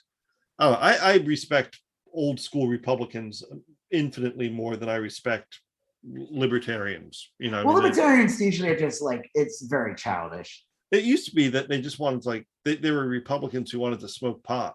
Yeah, that used to be what a libertarian was. But now it's like when they say, like, if you talk to a libertarian long enough, you find out they just want to lower the consent age. Yeah, that's also probably pretty true. Oh. I remember what was it? Okay. So this movie, there's just some. It's a great movie. Like, is it perfect? No, but again, for something to be on Netflix, come on, one of the best movies Netflix has ever put out. And it's so good in that it's so easy to like the Leonardo DiCaprio character plays kind of like a schlubby college professor, and then he becomes like a Leonardo DiCaprio kind of. They like trim his beard down, and he looks great. A little better. He ends up having an affair with what's her face, playing like a generic Fox News CNN host. What's her name? Kate Blanchett. She's great in this. The guy who played Medea is like our co-host. Yeah, he's good in that as a character. And Jennifer Lawrence is made out to be kind of this really unlikable, harsh. That's the best part. Is she's like this incredibly attractive woman, and she's usually obviously charismatic. And it's like they make her off-putting that it doesn't matter if she's pretty or not or anything. It's like no one wants, like she needs media training. Yeah, it's really weird because like you're right, but Jennifer Lawrence is stunningly pretty, but she's also like anytime she's on TV, she seems like, oh wow, real approachable and kind of fun and clever and everything. But yeah, they make the character just like universally disliked, and it's good. The whole thing's good. Look, it's 2.5 hours long. They maybe could have used some editing, but so much of it's so good that it's hard to complain, and it works really well as kind of a serious, poignant disaster movie, to be honest. I think it does a really good job in it, and it ends exactly like there's dread, it ends. But okay, one of the funniest things with Leonardo DiCaprio is like when he's in bed with Cate Blanchett and they're actually like talking, and she's explaining about her, and she's been like she slept with president, she's been with all these famous people, not the sex, but like involved with all these important things, and he's like, I got a Star Wars poster signed by Mark Hamill. It's almost like she's like, what the fuck did I do? Like, she's some schlub from the suburbs, you know? The dinner, I love he has that. I've seen that woman in tons of things, the woman who plays his wife. And I just love though that he had 2 large adult sons. I thought that was very funny. It's like seems like something that they would never do to Leonardo DiCaprio. Right. He had 2 sons that looked like they were taller than him. Yeah. And he's not shorty. I think he's like 6 feet. And they're adult. And it was just really funny. I don't know why I found that really funny. It's just like you don't ever see him play a character like that. It was like a dad who had adult children. Like he played like God, what was the Breaking Bad guy's name? Bryan Cranston. Yeah. It seemed like a Bryan Cranston type of role, like an exasperated everyman kind of schlubby or whatever. Yeah, he was great in this. I thought like DiCaprio was great. And okay, so I mean, can't really talk about it too long, but like I said, I think like the politics behind it are perfect. There's people who fucking hate it, and it's gotten a lot of heat. What? You can always tell, like, whenever I see someone gripe about this movie or Idiocracy, like you immediately know why they're angry about it. Yeah, because it's like, hey, maybe the movie's about you. Maybe. I love the whole like when they're having like their MAGA rally and Jonah Hill's telling them like, hey, we're the cool rich. Yeah. You, the poor you, the you poors, and us, you working to help us, the cool rich. Like that's like the joke. It's like how people like fawn over Elon Musk. Dude, like though if you bring up Bill Gates, George Soros, or any of these other billionaires, like lose their mind, they're the enemies. But like Elon Musk is like the richest man in the world. They're like, we're fine with that one.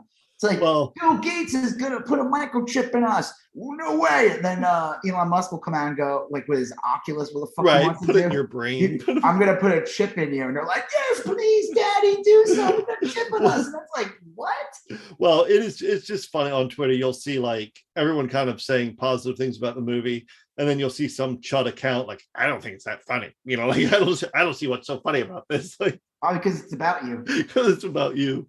So there's a great scene in the like later on there.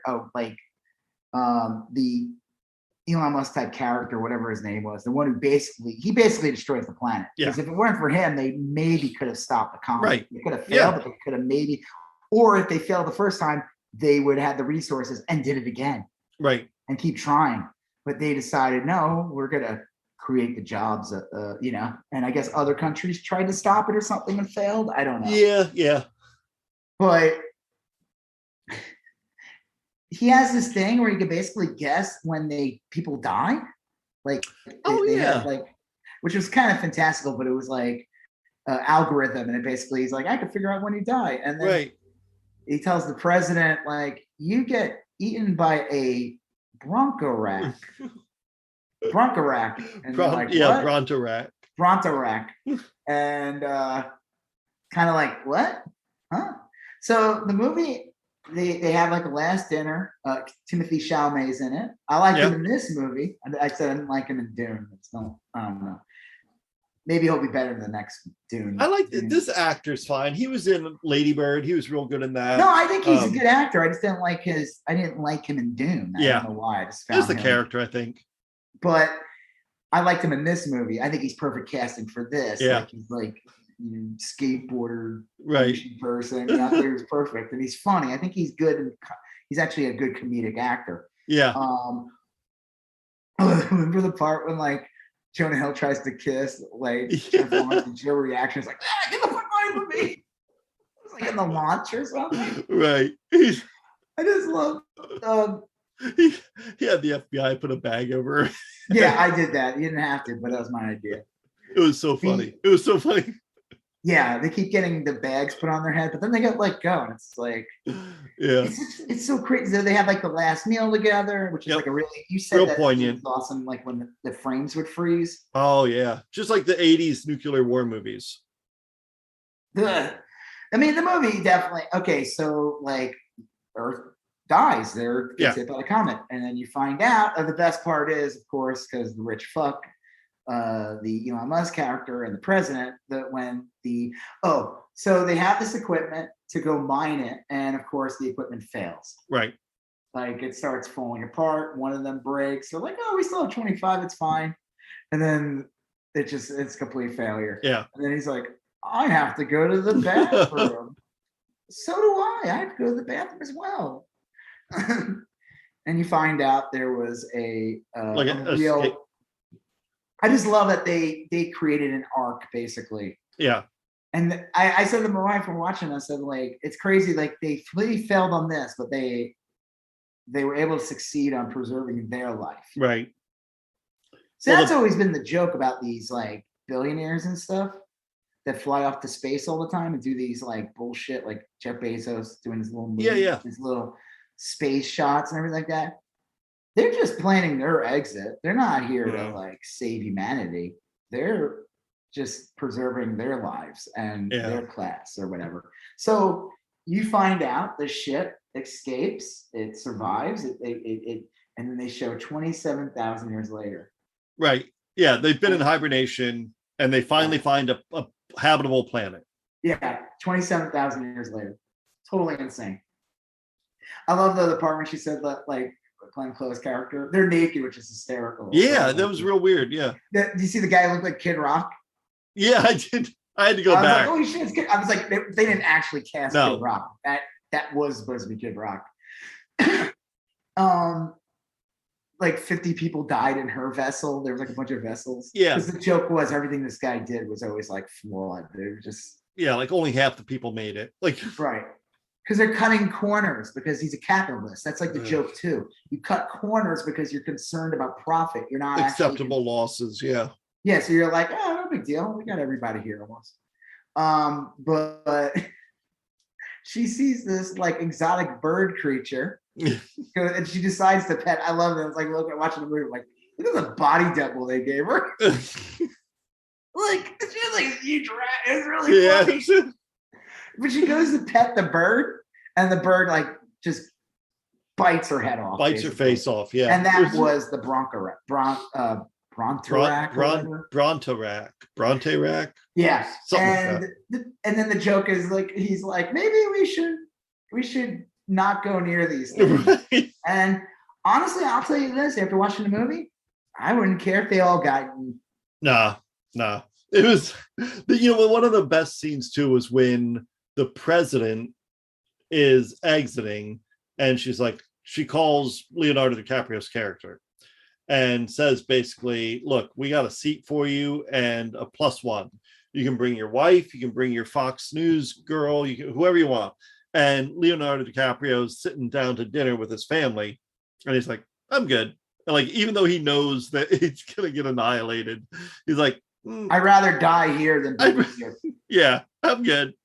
And she's like, oh, and he's like, maybe you can use it on your son. And she's like, oh shit. Like Yep. You see him left behind. It's like kind of sad. Yeah. Even though he's a douche. But like definitely worth watching. What? The movie's definitely worth watching. But I mean, like the end of the movie, like when you see humanity and it's like in these like bird dinosaurs, the dinosaurs of this planet, because humanity they found a planet that sustained life. Like he's like, there's more oxygen here. Right. To it. Yeah, because of we had like coal power plants right. for hundreds of years. It's like pure oxygen. but like it's like if you drop humans off during the dinosaur era. Yeah.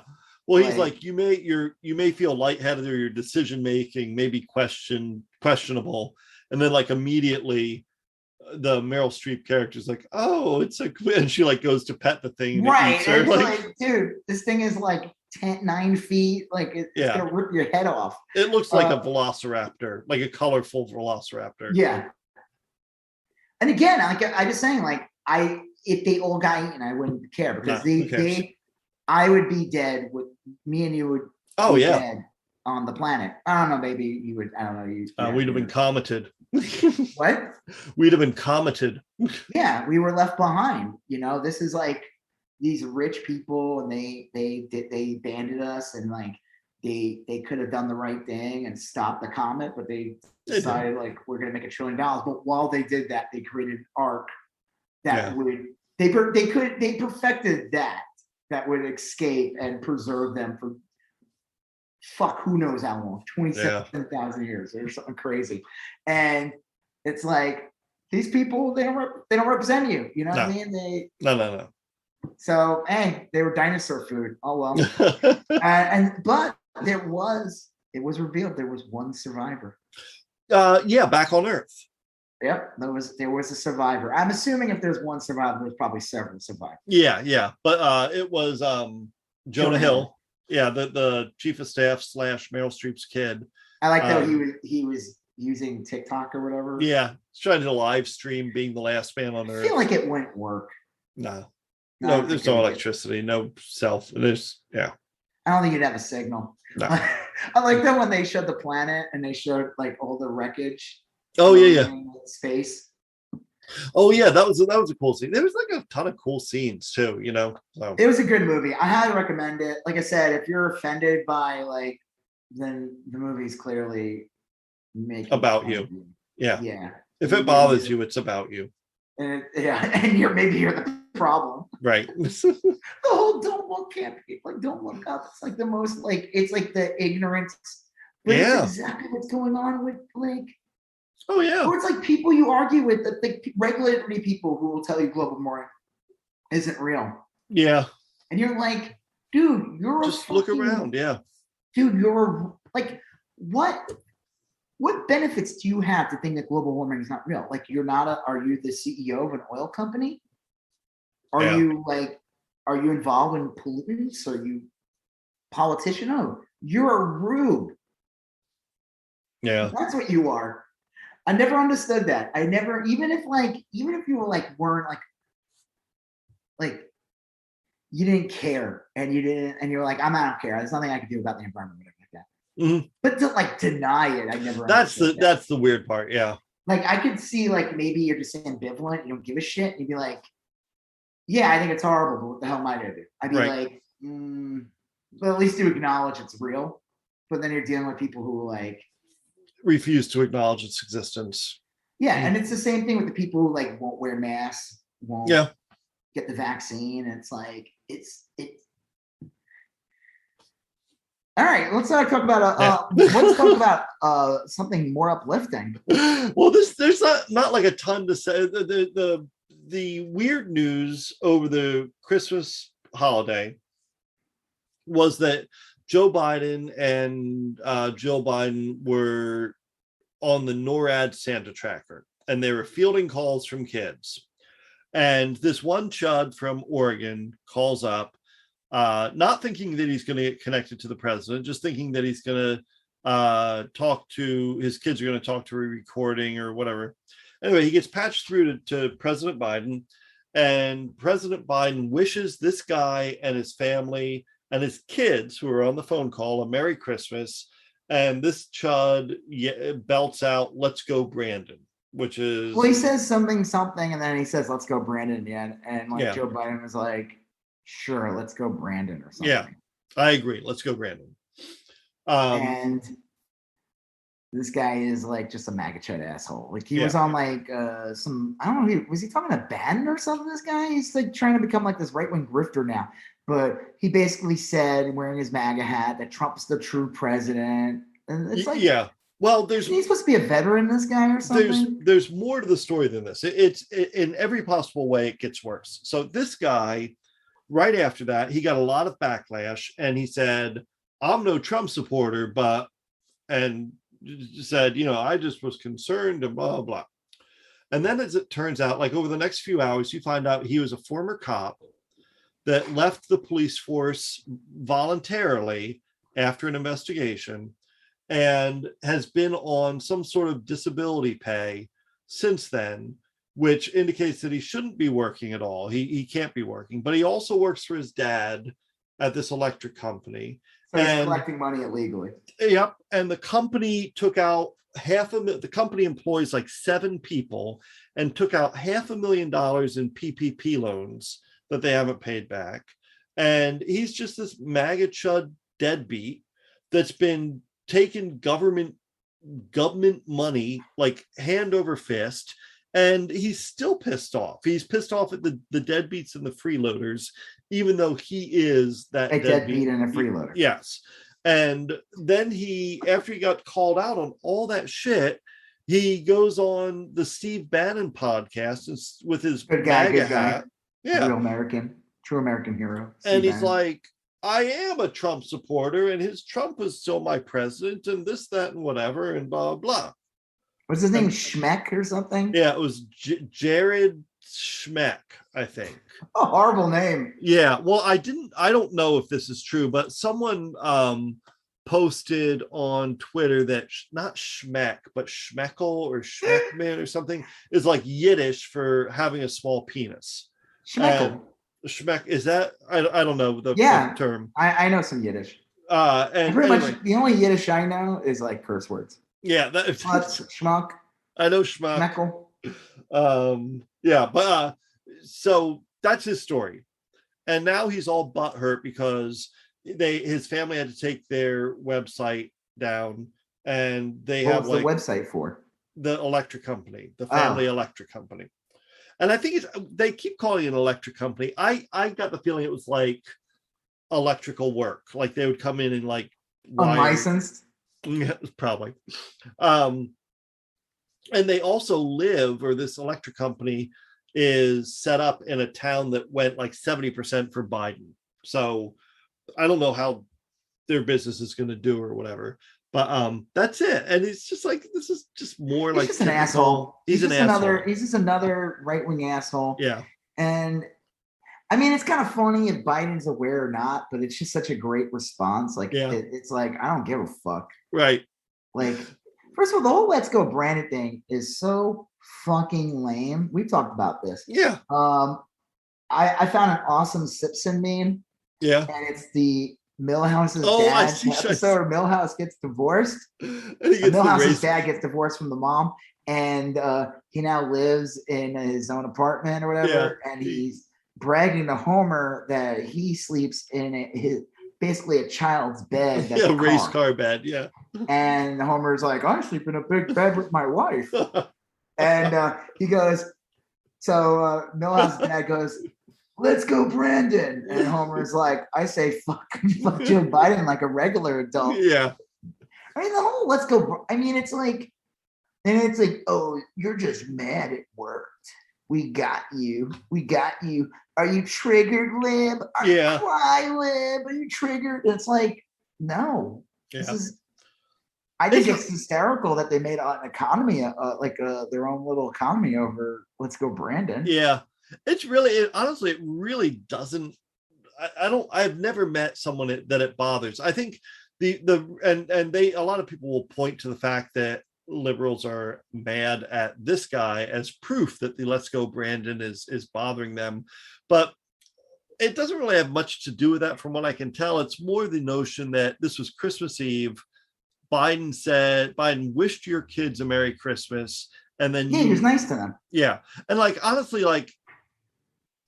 That's just, I don't know. I mean, it's just like a shitty I don't know. person. I think if I had the opportunity to be on the phone with George W. Bush, I probably would have said something nasty. Yeah, I'm trying to like think like if like honestly, if like Trump wished my kid a Merry Christmas, my kid would probably like roll her eyes or something, because my kid's. Well, do you remember the famous video of Donald Trump being on the phone with the 7-year-old, and he says, "Do you still believe in Santa Claus?" It's like one of the funniest videos. It was like I don't know, it was like 2-3 years ago, whatever. Oh, Jesus. He's talking to the 7-year-old kid, and he basically tells the kid Santa doesn't exist. And it's awesome. It's like, it's so perfect Trump. It's like, this is, like, and it's gonna be like, oh, who cares about this? Stupid. Yeah, it's a child. Right. And this idiot is just like, he's just a buffoon. He's a stupid buffoon, and he's thoughtless. He doesn't think. He doesn't put any thought. Like, oh, I'm on the phone with a small child. I don't know if they believe in Santa or not, but why don't you just ruin it anyway? Yeah. Hey, kid, you still believe in that shit? Well, this guy. Like, clearly Santa doesn't exist. I'm the fucking president. You think in a world where Santa exists, a guy like me can become president? Nobody. Well, it was also the also galling part is, here's a guy who is just like sucking off the public teeth. He's a hypocrite. You know? He's a fucking hypocrite. Total hypocrite. And he did fairly well. He made $70,000 a year as a cop for a long time until he got bounced out of the police force. And now he's working for his bad shit. Yeah.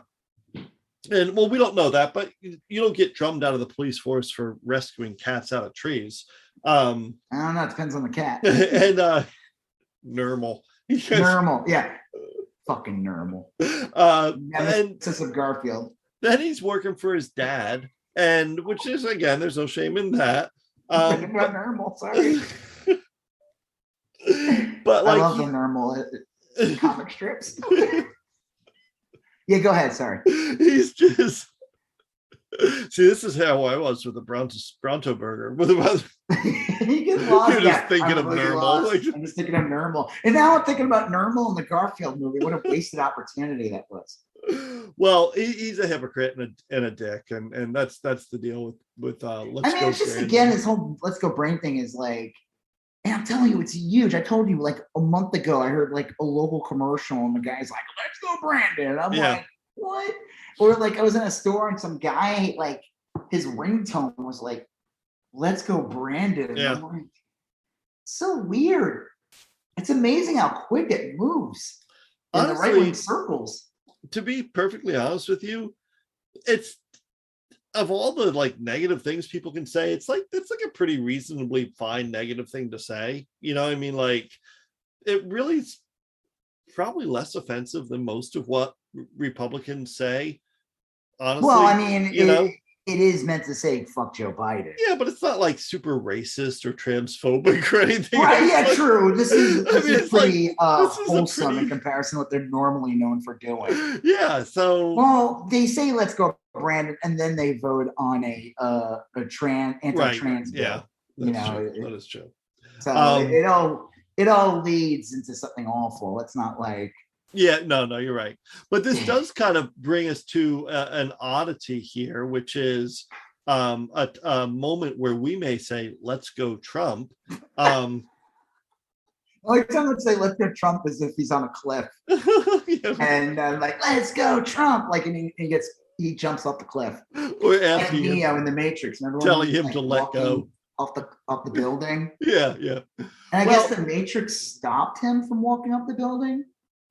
You're talking about the end when Trinity flew and he didn't? No. There's a flashback scene where Neo, he has these memories and he remembers it's like an office party or whatever, and it's on the roof, and then he's like about to commit suicide or something. Right. And he's about to walk up and everyone's like freaking out, but supposedly like the Matrix like would not let him die. Right, yeah. They're like, no, we can't let you die. You're you're integral to the Matrix survival. Yeah. That makes sense. Well, that wouldn't be the case with Trump, but Trump came out and look, if you took Trump out of this and replaced him with any other human on earth, virtually any other human on earth, Candace Owens. Oh, this is the funniest thing. Had Trump on her show, and I'll tell you, no lie, Trump gave a pretty rational and reasonable. Well, he said a couple of things. He said that the schools in China are better than ours, which is funny because it's like he's the asshole who put in that Harvey into the school board, into the school. What was her name? Betsy DeVos. So Betsy it's DeVos, like kind of funny how he's like looking. It's like his whole presidency was he was not really there. He's always looking outside in. Like, well, it's like so, he clearly didn't run the show. It's so easy to attack. That's real easy, because if you want to get in charge of something, you just like point out all the shit that's wrong with it. But like once you become in charge, it's usually less effective to do that.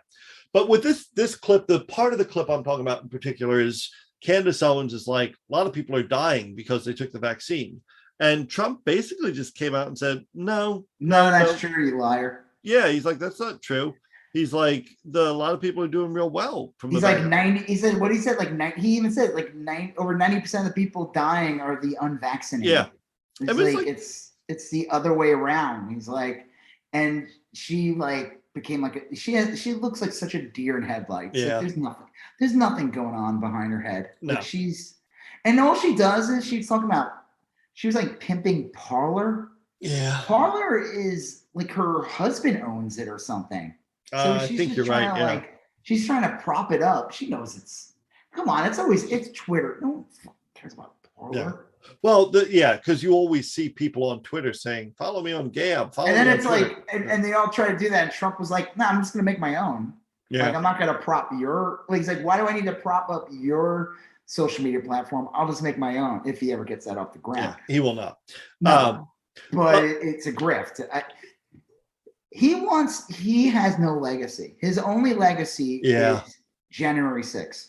That's it. His only legacy is January 6th. Well, he wants it to be the vaccine, the development of the vaccine. Because it was made during his presidency, which is ridiculous because you could say, like, anyone could have been president and the vaccine would have rolled out. If anything, any other president would probably do a better job of rolling it out. Yeah. The rollout plan was still when Trump was in charge, and he let it, like, the states just do whatever the fuck they want. Now, there was this thing that came out recently, and they were trying to say that, like, Biden claimed that the states that it's up to the states to roll it out. Everyone started going nuts and saying, what the fuck? But supposedly this was altered footage. No, it was like a 5 minute long clip that was reduced to 20 seconds. Did I send that to you? I don't remember if you did. I know what you're talking about, and I know. You sent me the Ron Filipinski or whatever tweet saying how Democrats should address stuff like that. Yeah, they said that they took like a clip and altered it, and the fact that the DNC is a failure because they let the right wing again dominate the narrative and create this thing saying that Biden basically said, oh, there's nothing we could do. I'm just leaving it up to the states. And I'm like, that's insane, because it's like we have governors that don't give a fuck. Yeah. You can't leave it up to the states. Well, the states will make sure this virus will never go away. He said the RNC put out a deceptively edited video of Biden 2 days ago, claiming he said he had no federal solutions to COVID. And it went viral with no response from the DNC or Dempacs. All their media outlets have now created the narrative that Biden has surrendered with no response. And from what I understand, he was saying, like, this is the federal response. And then once we get the medicine, to the states, then it's the state's job to distribute it there. I mean, what he said made perfect sense, but that's not how the GOP edited it. They almost remember there was that famous a couple months ago or earlier this year, there was some guy edited a video to make it look like Biden was sleeping. Yeah. He was just looking down, thinking for a second, and then he just extended the video to make it look like that Biden was literally sleeping. And I fell for it. It looked real. Oh yeah, a lot of these look really very real, And I mean, I guess if you capture him looking down, which he does sometimes, he'll do something and look like he's in deep thought or whatever for 2 seconds, and you have enough time to basically make a minute video of him. A little loop out of it. It's not hard to do that. I mean, back to Trump though. Trump has no legacy, and the funny thing is like what did he do when he was president? He mocked masks. He made fun of them. Yeah. He's still, even in the Candace Owens thing, he's like, yeah, I don't think kids should wear them. It's like the most deranged thing. It's like, yes, kids should wear them, you dumb fuck. Like, yeah, fine, a 2-year-old probably shouldn't. Their lungs A aren't. 2-year-old that's a couldn't. different story. You know, but like anyone over 5 should, like, especially in schools. That's deranged. That's how you keep COVID away from families. Usually kids bring home diseases or viruses. They're usually the ones that bring home all the germs. Usually, My son hasn't attended school in a while, and I look forward to all the fucking viruses that he's going to bring back when he goes to school, regardless of COVID or not. Like, I'm telling you, it wasn't until he started attending school he would bring back all kinds, and he'd be fine. Yeah, they generally adapt pretty well to those, but they do bring some nasty ones home. And the idea of like, so that's a different story, but he has no legacy. The vaccine, he acts like, it's funny too when he talks about it. He makes it sound like he was the one that made sitting in a laboratory with some beakers and a lab coat. That picture of Ivanka Trump with the people? Yeah. It's like the funniest thing because it's a real photo. Right. It's like, it looks like a Getty image. Like, it does. I mean, that's what Trump wants to make you think. Like, he was in the lab, he created it. And then listen, I don't care if that's what it takes to get some magic to take the vaccine. Some guy, I forgot his name, Walter Mattson, I think his name is. Follow him on TikTok stuff. He puts out his videos. He goes to like rallies and stuff. Yeah. And he talks to this one MAGA chud lady who got vaccinated and got the booster. And she said that, and it's all because of Trump. Nice. So he's like, listen, you know what? If I have to make this woman believe, if it gets this woman to go get vaccinated because she believes Trump's the one who made it, I don't give a fuck. Yeah, who cares? Who cares? I don't think he deserves the credit, though. I think he deserves to be in jail. Yeah, absolutely. But I think it's great that the former president, who's king of the MAGA chuds, is going out there and literally counteracting like all of their bullshit. Yeah. And, I mean, he's saying to them, they lie and say that everyone in the hospital are the people who have the vaccine. Anytime you talk to these anti-vaxxers, anytime I would post like artwork, anything to do with the vaccine, I get these assholes, these anti-vaxxers. First, they would come out and say, "I'm not anti-vax," but I love that same thing. I'm not a fan of Trump. I don't like Elon. I don't like this, but here's a long list. Yeah. And they would say, like, they would always have a cousin who died of the vaccine, or a brother-in-law, or a sister-in-law, my dad. They would always have this story. And it's a bullshit. It's a fucking lie. So to have Trump, who helped cultivate this group and create them and like this movement or whatever, and to come out and be like, no. Yeah. Like, well, and then the next day, Candace Owens was on Twitter talking about how Trump's of a different generation. He doesn't really like bananas. Like, what the fuck does that even mean? Well, a lot of them were saying that like Trump doesn't even know what they almost like made it like he doesn't know what he's talking about. The thing is, I don't think this is going to affect, if he runs and stuff, they're not going to care. Right? No. Here's the funny thing about right wingers. They don't give a fuck about anything, really. No, they don't. They don't give a shit about anything. Trump could come out and say, like, I am a dolphin, and we're all dolphins now. And they would all go, yeah. They would all do it, and they would make fun of you if you didn't. Yeah. They'd be wearing they would wear dolphin fins on their head. They would be the biggest dolphin lovers also. Yeah. Mm. They would do it in a heartbeat. It wouldn't take much. It would be like, he would do it. They'd be like, that's odd. And then Fox would do it, and OAN, Tucker Carlson would do it. Are you going to tell me that we're not dolphins? They're telling us that we're not dolphins. And then there'd be fucking just going the presidential debate. Yeah. The former President Trump will not debate Joe Biden in the English language. Right. But in the new Dolphinese. Oh, you don't reckon? Like, oh God. I just made a movie. Yeah. Look at that. I just made Don't Look Up, but with a dolphin. And this shit would be true. Yeah. God. So Candace Owens could say whatever the fuck she wants. No one's gonna remember this. No. Trump wants to get in good. They think like some of this, like Trump wants to get in good graces. Maybe if he says a bunch of nice things. Twitter will let him back on. They said Yeah. they'll never let him back on. They Good. claim they will never let him back on. They're not sure what the new CEO, but like he has a lifetime ban. It's like you ever watch South Park? Yeah. Do you remember the episode where Kyle had a birthday at Casa Bonita and Cartman wasn't invited because Cartman's an anti-Semitic piece of shit? Cartman shows up at Kyle's house with a nice sweater on, Oh. and he's trying to get invited. Thinking Right, that, right. like, Kyle's like, wait, what? Like, he's like, well, I'm wearing this nice sweater. Right. Yeah. Why the fuck would I invite you? Like, who cares? I don't give a shit if you're wearing a nice sweater. That's kind of like what Trump is right now. It's like, he's like, hey, I recognize that the vaccine's a thing, and I believe in reality for this thing. Or if I say, yeah, it's true, 90% of the people, over 90% of the people dying are the unvaccinated. You know, if I just say a basic truth for once. Yeah, I think it's just he wants credit for the vaccines. And that's the long and short of it.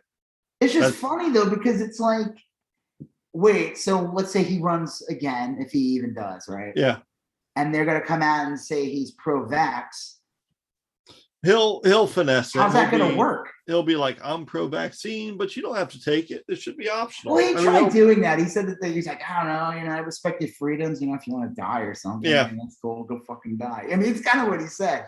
He's like, well, I want to respect their personal freedoms, if they want to live, that's fine.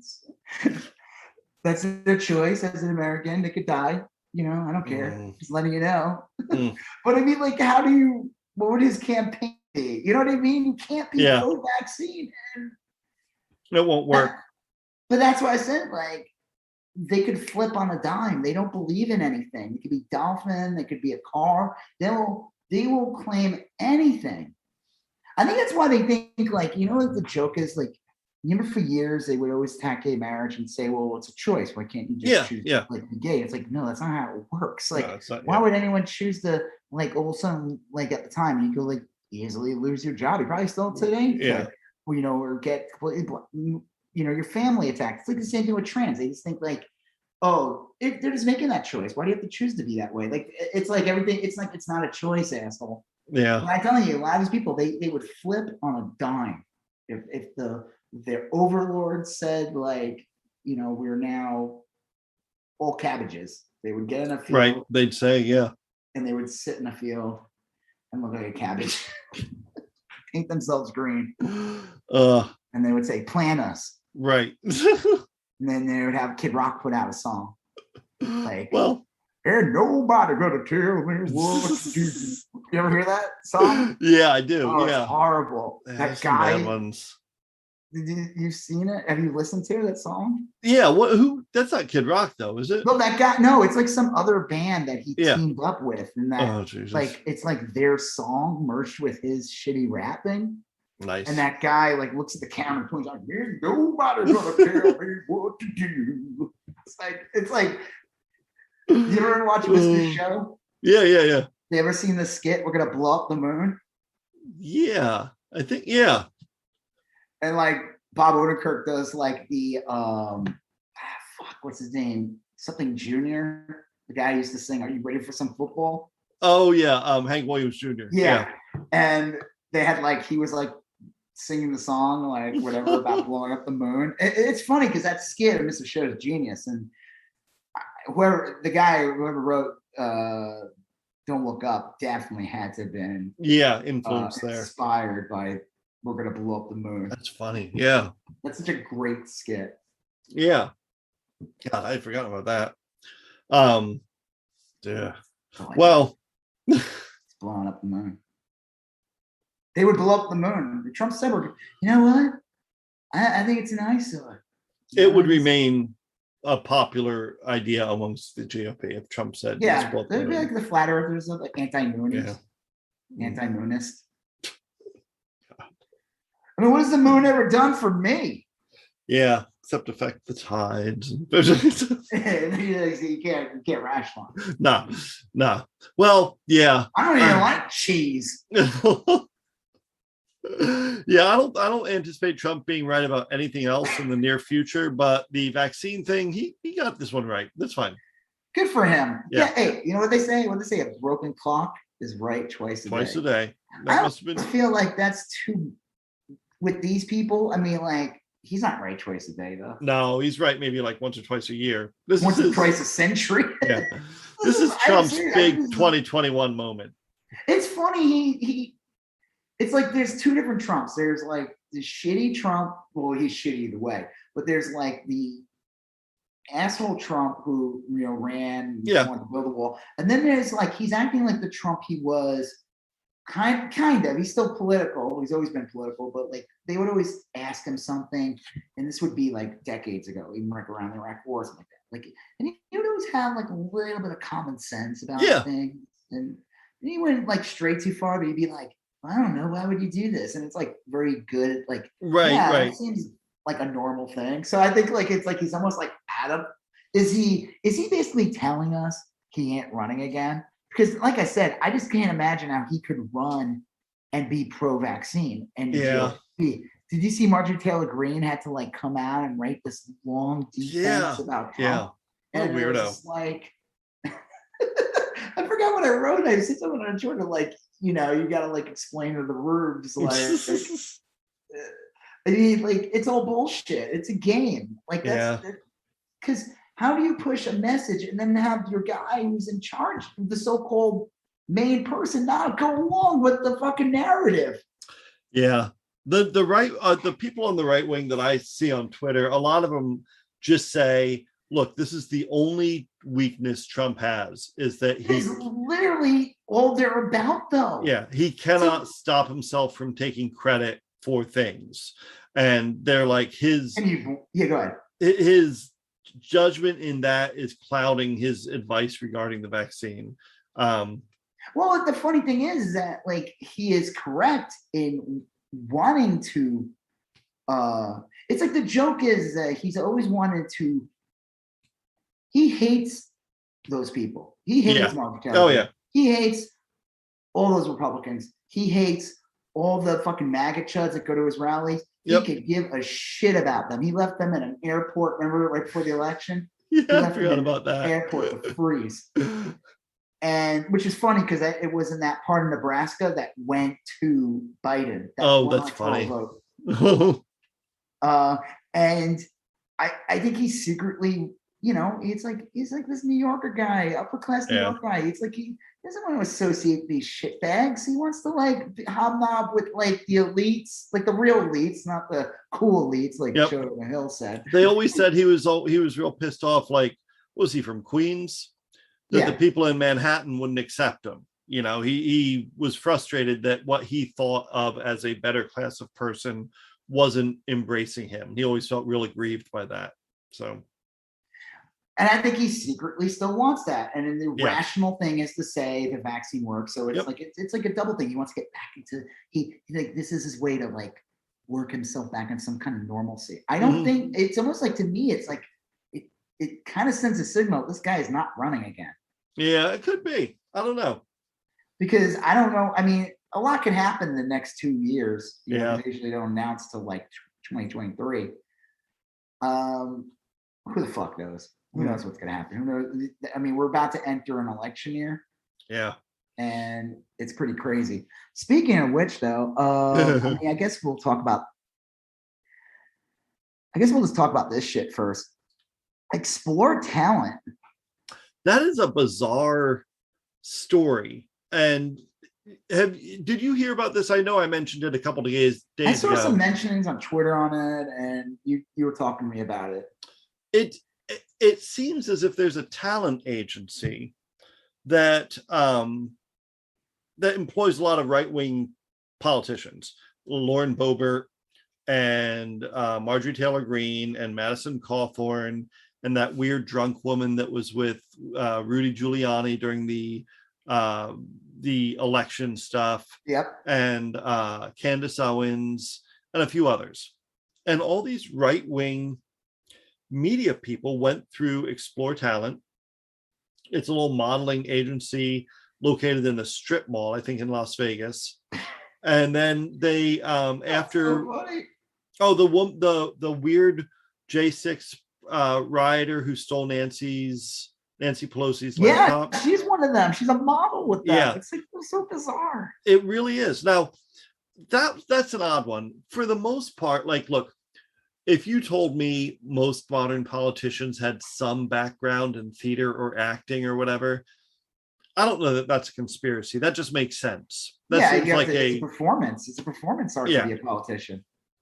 So it makes sense that, like, of course, these people have a background in that. But man, this is a lot of like super it's just crazy. Odd that there's a talent agency for actual government, like actual politicians. Well, they sell it as like this is a talent agency for like commercials and normal modeling work. I'm not shocked, but like Boba to me comes off like a shitty theater kid. Like I could imagine her like being in like Waiting for Guffman or something. Like, a lot of these people, Boba especially to me, seems like if she weren't into politics, she'd have like an OnlyFans or something, you know? Or like, right? Yeah. I mean, seriously, totally. And she'd be like a wannabe model actress thing. And she would be wearing like a Confederate flag bikini and holding like a pistol or something, or like just bandoliers, like bullet belts, like around. I mean, like that seems to be her shtick, you know? I mean, okay, when you tell me about all these people and you mention like her, to me, it's like it makes total sense. Especially like, you said Cawthorn's one of them too, right? Yeah. Like, because they're just bubbleheads. They don't know anything. Like, they don't know anything about actual policy. They don't know how government works. They treat these things out half the time, and people are like, that is literally not how the government works. Like these people are dunderheads. Like, and it makes total sense that they are literally just playing a character. Yeah, like they're wannabe actors. That they're failed actors. I always said that like that was like one of the saving graces of Trump and the people in Trump's administration. They didn't know how to work the machine. Like it'd be like if a thief stole a stick shift car but couldn't drive a manual transmission.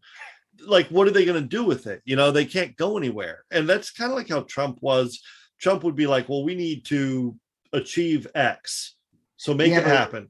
But the problem is too, the person would fuck up the transmission because they don't know what they're doing. That's probably a good analogy. But like they would say, okay, well, let's publish this, let's do this rule. And then like they wouldn't realize like, oh, you have to publish that in the Federal Register 60 days ahead of time. Oh, you have to do this procedural vote. Oh, you have to probably be like, you know what? Who cares? I said it on TV. My stupid supporters will believe that I did it, and they don't really care. And I'll just go out and keep saying I did it, even though I never actually did the actual procedure.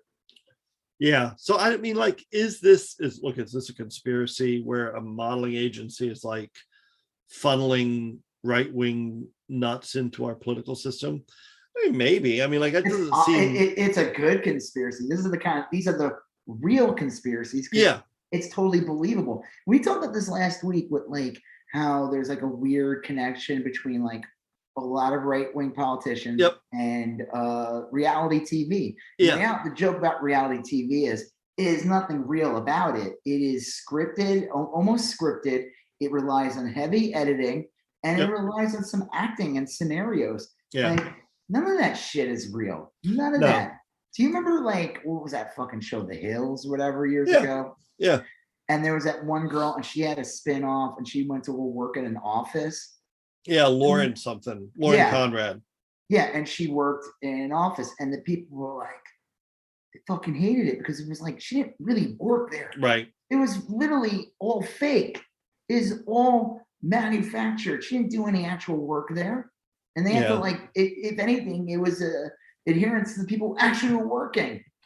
It is crazy. Like, I don't know. I mean, it does make sense that a lot of these, there's a lot of overlap between these politicians and these people, but I don't know. It is kind of a crazy one. Like you said, I guess we can talk about Madison Cawthorn a little bit. Well, again, he's like a bubblehead. Like he's a himbo, basically. It makes sense though, because a lot of these people, they don't have any qualms in adopting these. They would say they were dolphins. Well, yeah, and get the script and you'd be like, okay, I'm a dolphin now. It wouldn't even dawn on them that their positions are contradictory. Like, my body, my choice. They'll believe that for like masks, but not for abortions or whatever. Right. And it doesn't even dawn on them that there might be a contradiction there, or they will say that, like, that you can't force a bakery to bake a cake for a gay wedding, but you can force a bakery to not require masks or something. I mean, like, they just, none of their positions add up, which means that they aren't really like political animals. They aren't really like policy animals. They don't really have any policies. They're actors, and they're just following a script. And I know I hate saying stuff like that because that seems like something people would say about all politicians. Right. I don't think that's the case. I think it's specifically this weird new crop of like dunderheads that have gotten in, that are just, it's all performance. It's all performance art. They're not putting really any policy in. They're wasting time. The main goal is to like get a gig or get gigs through right-wing media channels where the real money is. And okay, so I mean, we'll see if anything comes out of it. I think it's really fucking funny. It sounds like it could be a movie in itself, of like an agency, like I could see 10 years from now a documentary coming out about that. Yeah, me too. Like, me too. And it would be all we'd be talking about, and be like, oh yeah, there's yeah. Well, I mean, maybe there is something there. I mean, something is there. Maybe it's a perfectly reasonable explanation, and maybe it's a weird one, but something's there. It's just a. I mean, again, it's like that girl, that lady who showed up with Giuliani, who was clearly playing an odd character. Yep. She was not that person. Right. She's like a wannabe model actress. She's like, that wasn't her. She was playing a character that day, and this was supposed to be for a so-called serious thing. I think it was under oath. Yeah. But even like you look at Giuliani, like that guy. He's a clown. He's always gotten involved with entertainment and stuff. He's like starred in shows. He's anytime he can make an appearance, anything. He made multiple appearances on SNL. He hosted SNL. Yeah. Anytime he get on front of the stage, like this guy was like a wannabe actor. It was like, so to have him next to the woman who literally was an actress makes really perfect sense. Shows you the whole thing was just, the guy was in Borat. I mean, he pretended to want to have sex with a 15-year-old girl. I mean, that's crazy. That he was willing to pretend. Yeah. What did he say? She's 15. She's too old for you. He's when he came in, right? I remember all the people defending him. It's like, he literally. I don't know. That's such a funny movie. Yeah, that was a good one. So, I guess we could just talk about the end. So you were talking about Madison Cawthorn real quick. Yeah, well, he was on something where he revealed that might have been compromised by Russian. It was weird. Yeah, now I don't know the exact timeline of this, but the long story short is that Madison Cawthorn got married 8 months ago. He's currently in the middle of getting divorced, and his story is that his wife had some connection to Russia. They met in St. Petersburg, Russia. He was on vacation in Norway, which happens to be nearby Russia. If nearby means like 500 miles. Yeah. But he also, and I think this is true, that he also kind of hinted around at this back in July, that he had like a Russian connection or something. He's trying, it seems like he's coming out and doing a little damage control with this. He's like trying to play it down. Like he was going on like some like CrossFit thing or something like that. And it ended up being like fake. It wasn't real, and it was like to get him to meet this girl. Yeah. I think the woman's name is, what was the NRA girl that ended up being a Russian spy? Anna Butinsky, was it? Yeah. It's her sister. It's her kid's sister.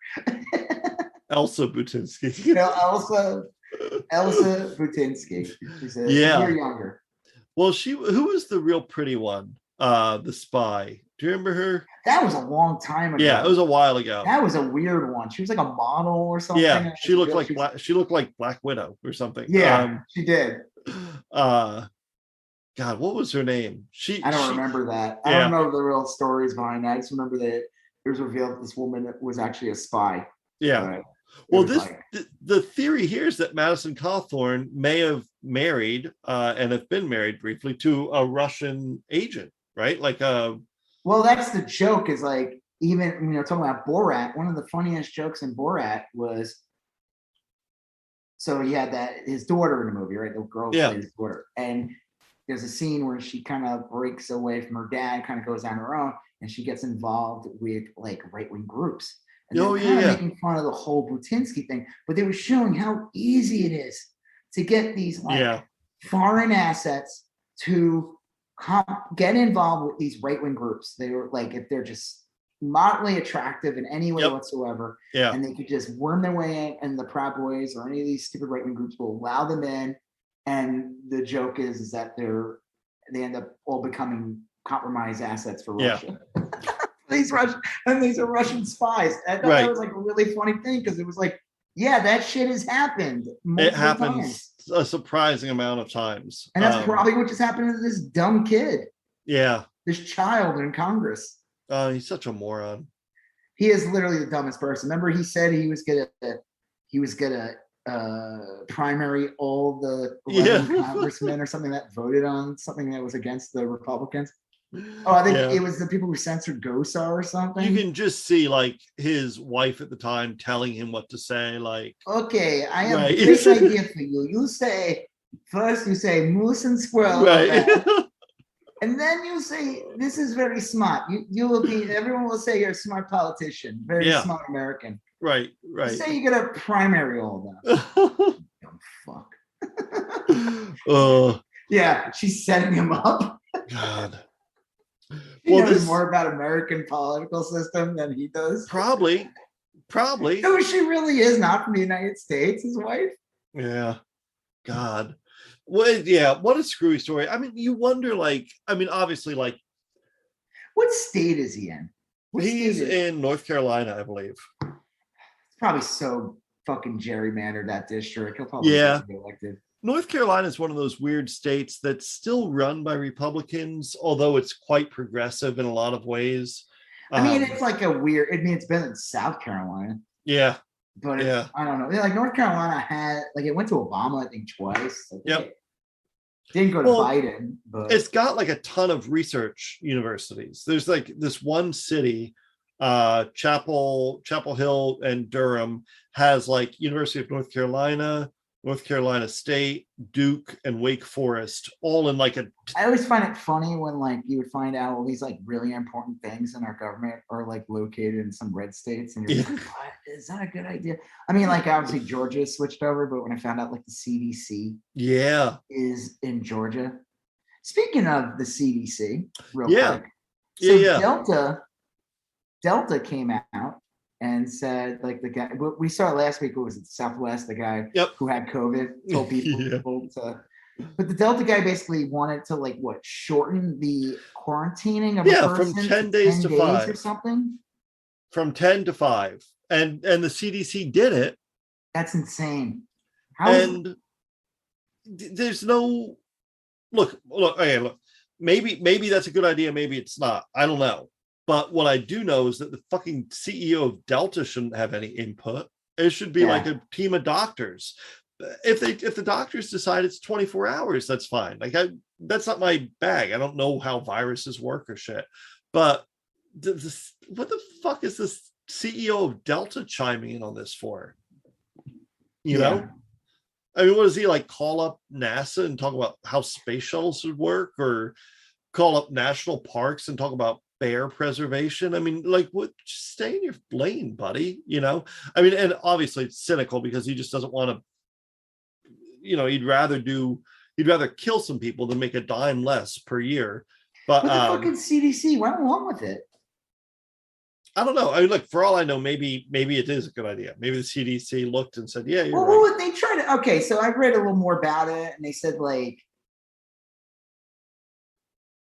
I forgot. There was like some reasoning, and it doesn't sound right either way, but like why they would shorten it, or so they're saying, I guess you're most infectious the first days you have it, and then you're not really infectious after a while, which I don't believe that. I don't know. And look, I could be wrong, but I always heard that's true. That when you're sick, there's a window during which time you're most contagious. But once you become very, very sick, you are less contagious. Like, I know that It's doesn't still sound not good, right, though. but You know what I mean? oh yeah, of course. It's like, Oh, I know. The joke is that usually, like, or when you're in an office and everything, you find out the person who's out the next day, they seem fine, but guess what? He got you sick already because he just got sick, right? And now you'll be out the next day. But yeah, it just sounds. It sounds like it's just it's like the CDC earlier this year saying, yeah, you don't need to wear masks anymore. Yeah. And look how that worked out. Right. It just seems like a bad idea, and it is really cagey when like you see like the CEO or whatever Delta, who again just like, is he an epidemiologist? Like, no, he's like a fucking CEO. He probably specializes in layoffs. I always love, like, I worked in like, clothing and stuff like that, and they hired some guy like a CFO or whatever. Yeah. And he didn't have any background in apparel. And it was like, who cares? He just knows numbers. They don't give a fuck. It could be anything. It's It could ridiculous. literally be anything. This guy's not here to like understand like how to sew a button. You don't give a fuck. No. He doesn't give a shit. He's there to know numbers. He could be selling pottery. He could be selling jeans. Yeah, Doesn't doesn't matter. Difference. And that's how a lot of these guys are.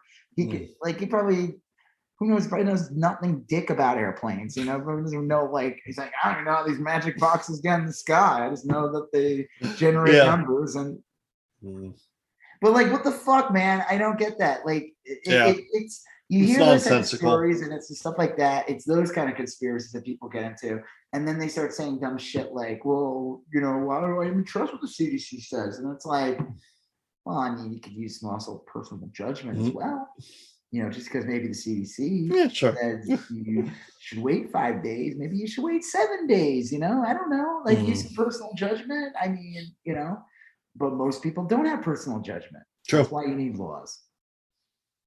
Speaking of laws. Yeah, well, yeah. The last big story, the last story we were going to talk about, was this the last one? The Ted Cruz? I mean, we're going to talk about Ted Cruz.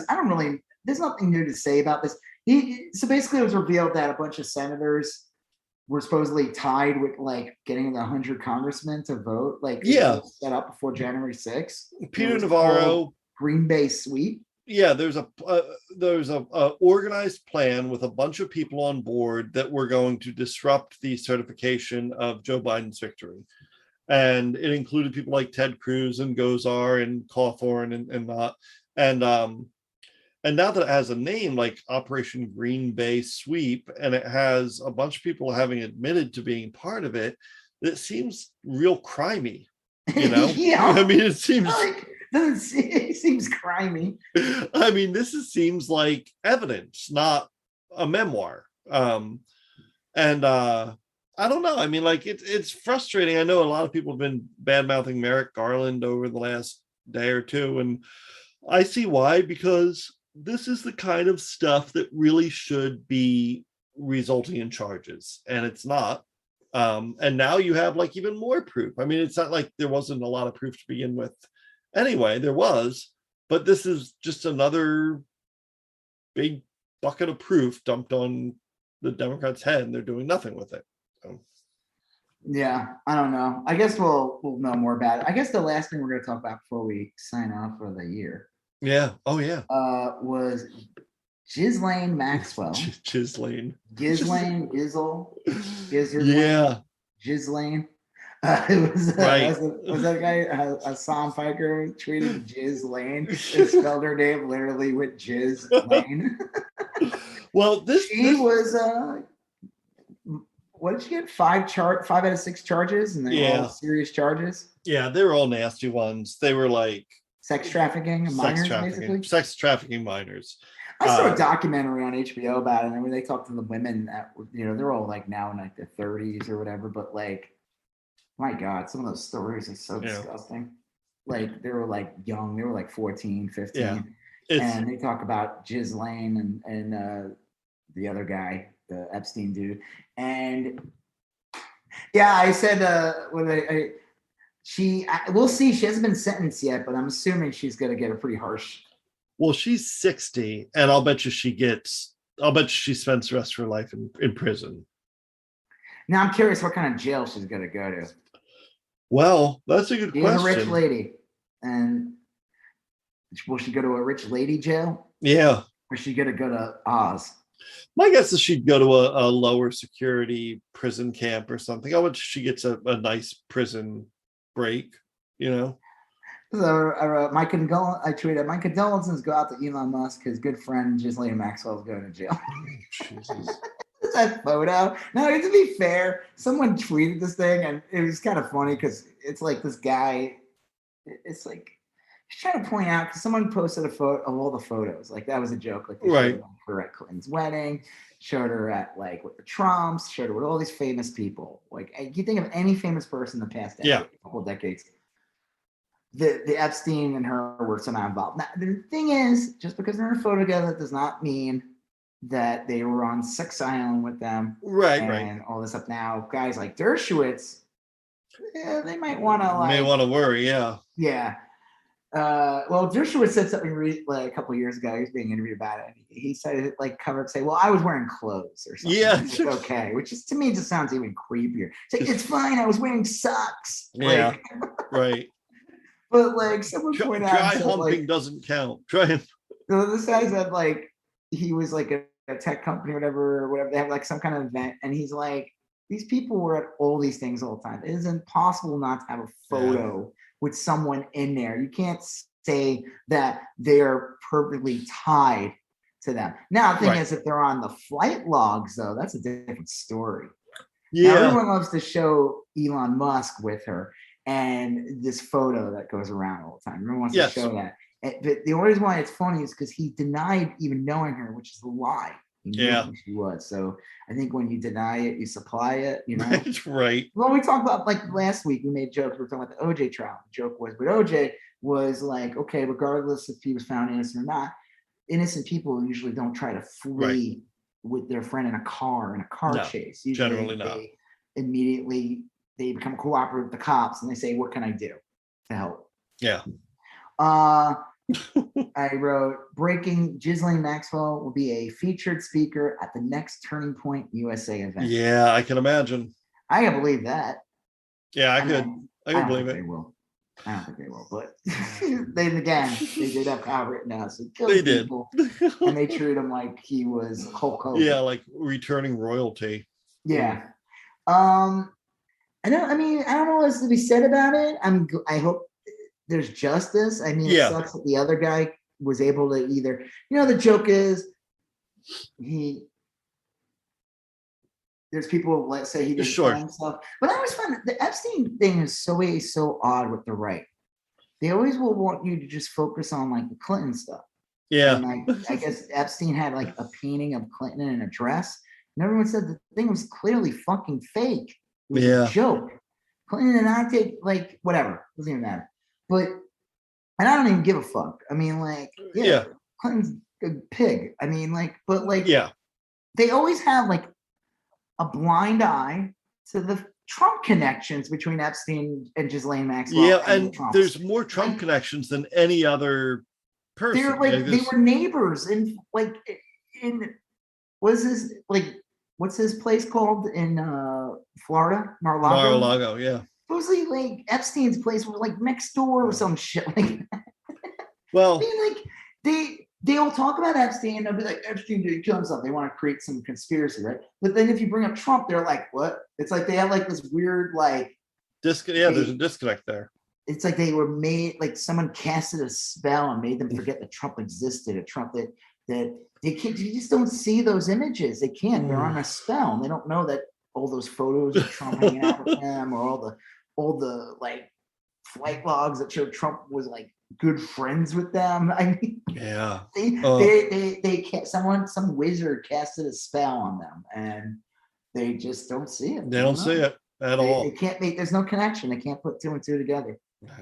I always found that really interesting. I always found it like, the choose your own adventure that the right plays with Epstein. It's like, well, it's easy for them to hate Epstein and Ghislaine because they look like haughty-toddy, upper-class, like East Coasters or whatever. Yeah. And they hang out with like a bunch of Hollywood elites and stuff. So it's easy to say like, well, clearly it's not connected to our right-wing wholesome values.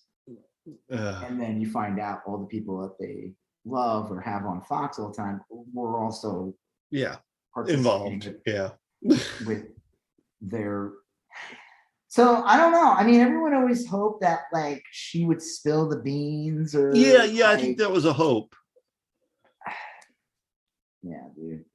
I don't know, man. Look, no one in power is going to jail, dude. No, I just kind of agree with you. Like, look, I hope justice gets served and she gets the time that she has coming, and we'll see where it shakes out from there. Yeah, I don't want to hear like, oh, it's like, what was it? The guy from Enron, remember he was like sentenced and all of a sudden he magically had a heart attack. Yeah. The CEO of Enron, and he never faced any criminal, and everyone was like, he was probably living on an island or something. Yeah, Someone made a joke and said that he got dropped off on an island, but like he wasn't given anything. So he's probably dead anyway. Like they made a deal with Dick Cheney or whatever. And yeah, I can see that. Yeah, it's like Cypher in the Matrix or whatever. All right. Well, on that note, if we keep talking, we'll probably end up having to do a countdown. Oh yeah. This is run a little longer. Do you have any New Year's predictions before we go? Things will happen next year. My prediction, and this is maybe more of a hope than a prediction, I'll bet you we see some movement on justice issues with Trump and January 6th in mid-January. I'll bet you we see it then. An anniversary. Yeah. Yes. How about you? I don't know. I take things day by day. There you go. That's a healthy attitude. Day by day. What song was that? What show was that? I'm thinking of One Day at a Time, but that was not it. Fuck it. It doesn't even matter. All right. Well, you know what? Be good to each other, everyone. Yeah. Yeah. Just the season. Well, not real. I mean, it's Christmas summer, dude. Sure. Is there a war on New Year's? Can you? Oh no, I don't know.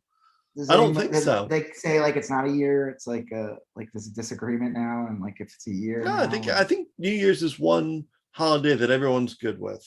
I don't know. I think you can find something. Like, is there another word for year that like people would use? Like, well, Beelzebub. I mean, that's how we celebrate. Wait, what? I don't know. Beelzebub? Yeah, he's like a demon from the Bible. Beelzebub. But what does he have to do with the year? Well, I'm just saying, like, if people celebrated New Beelzebub instead of New Year. Oh, I got you. I just don't know if there's like another word for year or something. No. Oh. All right. Well, you know what, everyone? Happy New Year. Happy New Year. I'm Rob Israel. I'm Joseph K. Are you still going on about that? Thank you for listening to You Still Going On About That. Please like, comment, share, and if you haven't done already, please follow us on Instagram, YSGOAT, Facebook, YSGOAT, and Twitter, YSGOAT. Thank you, and have a great day.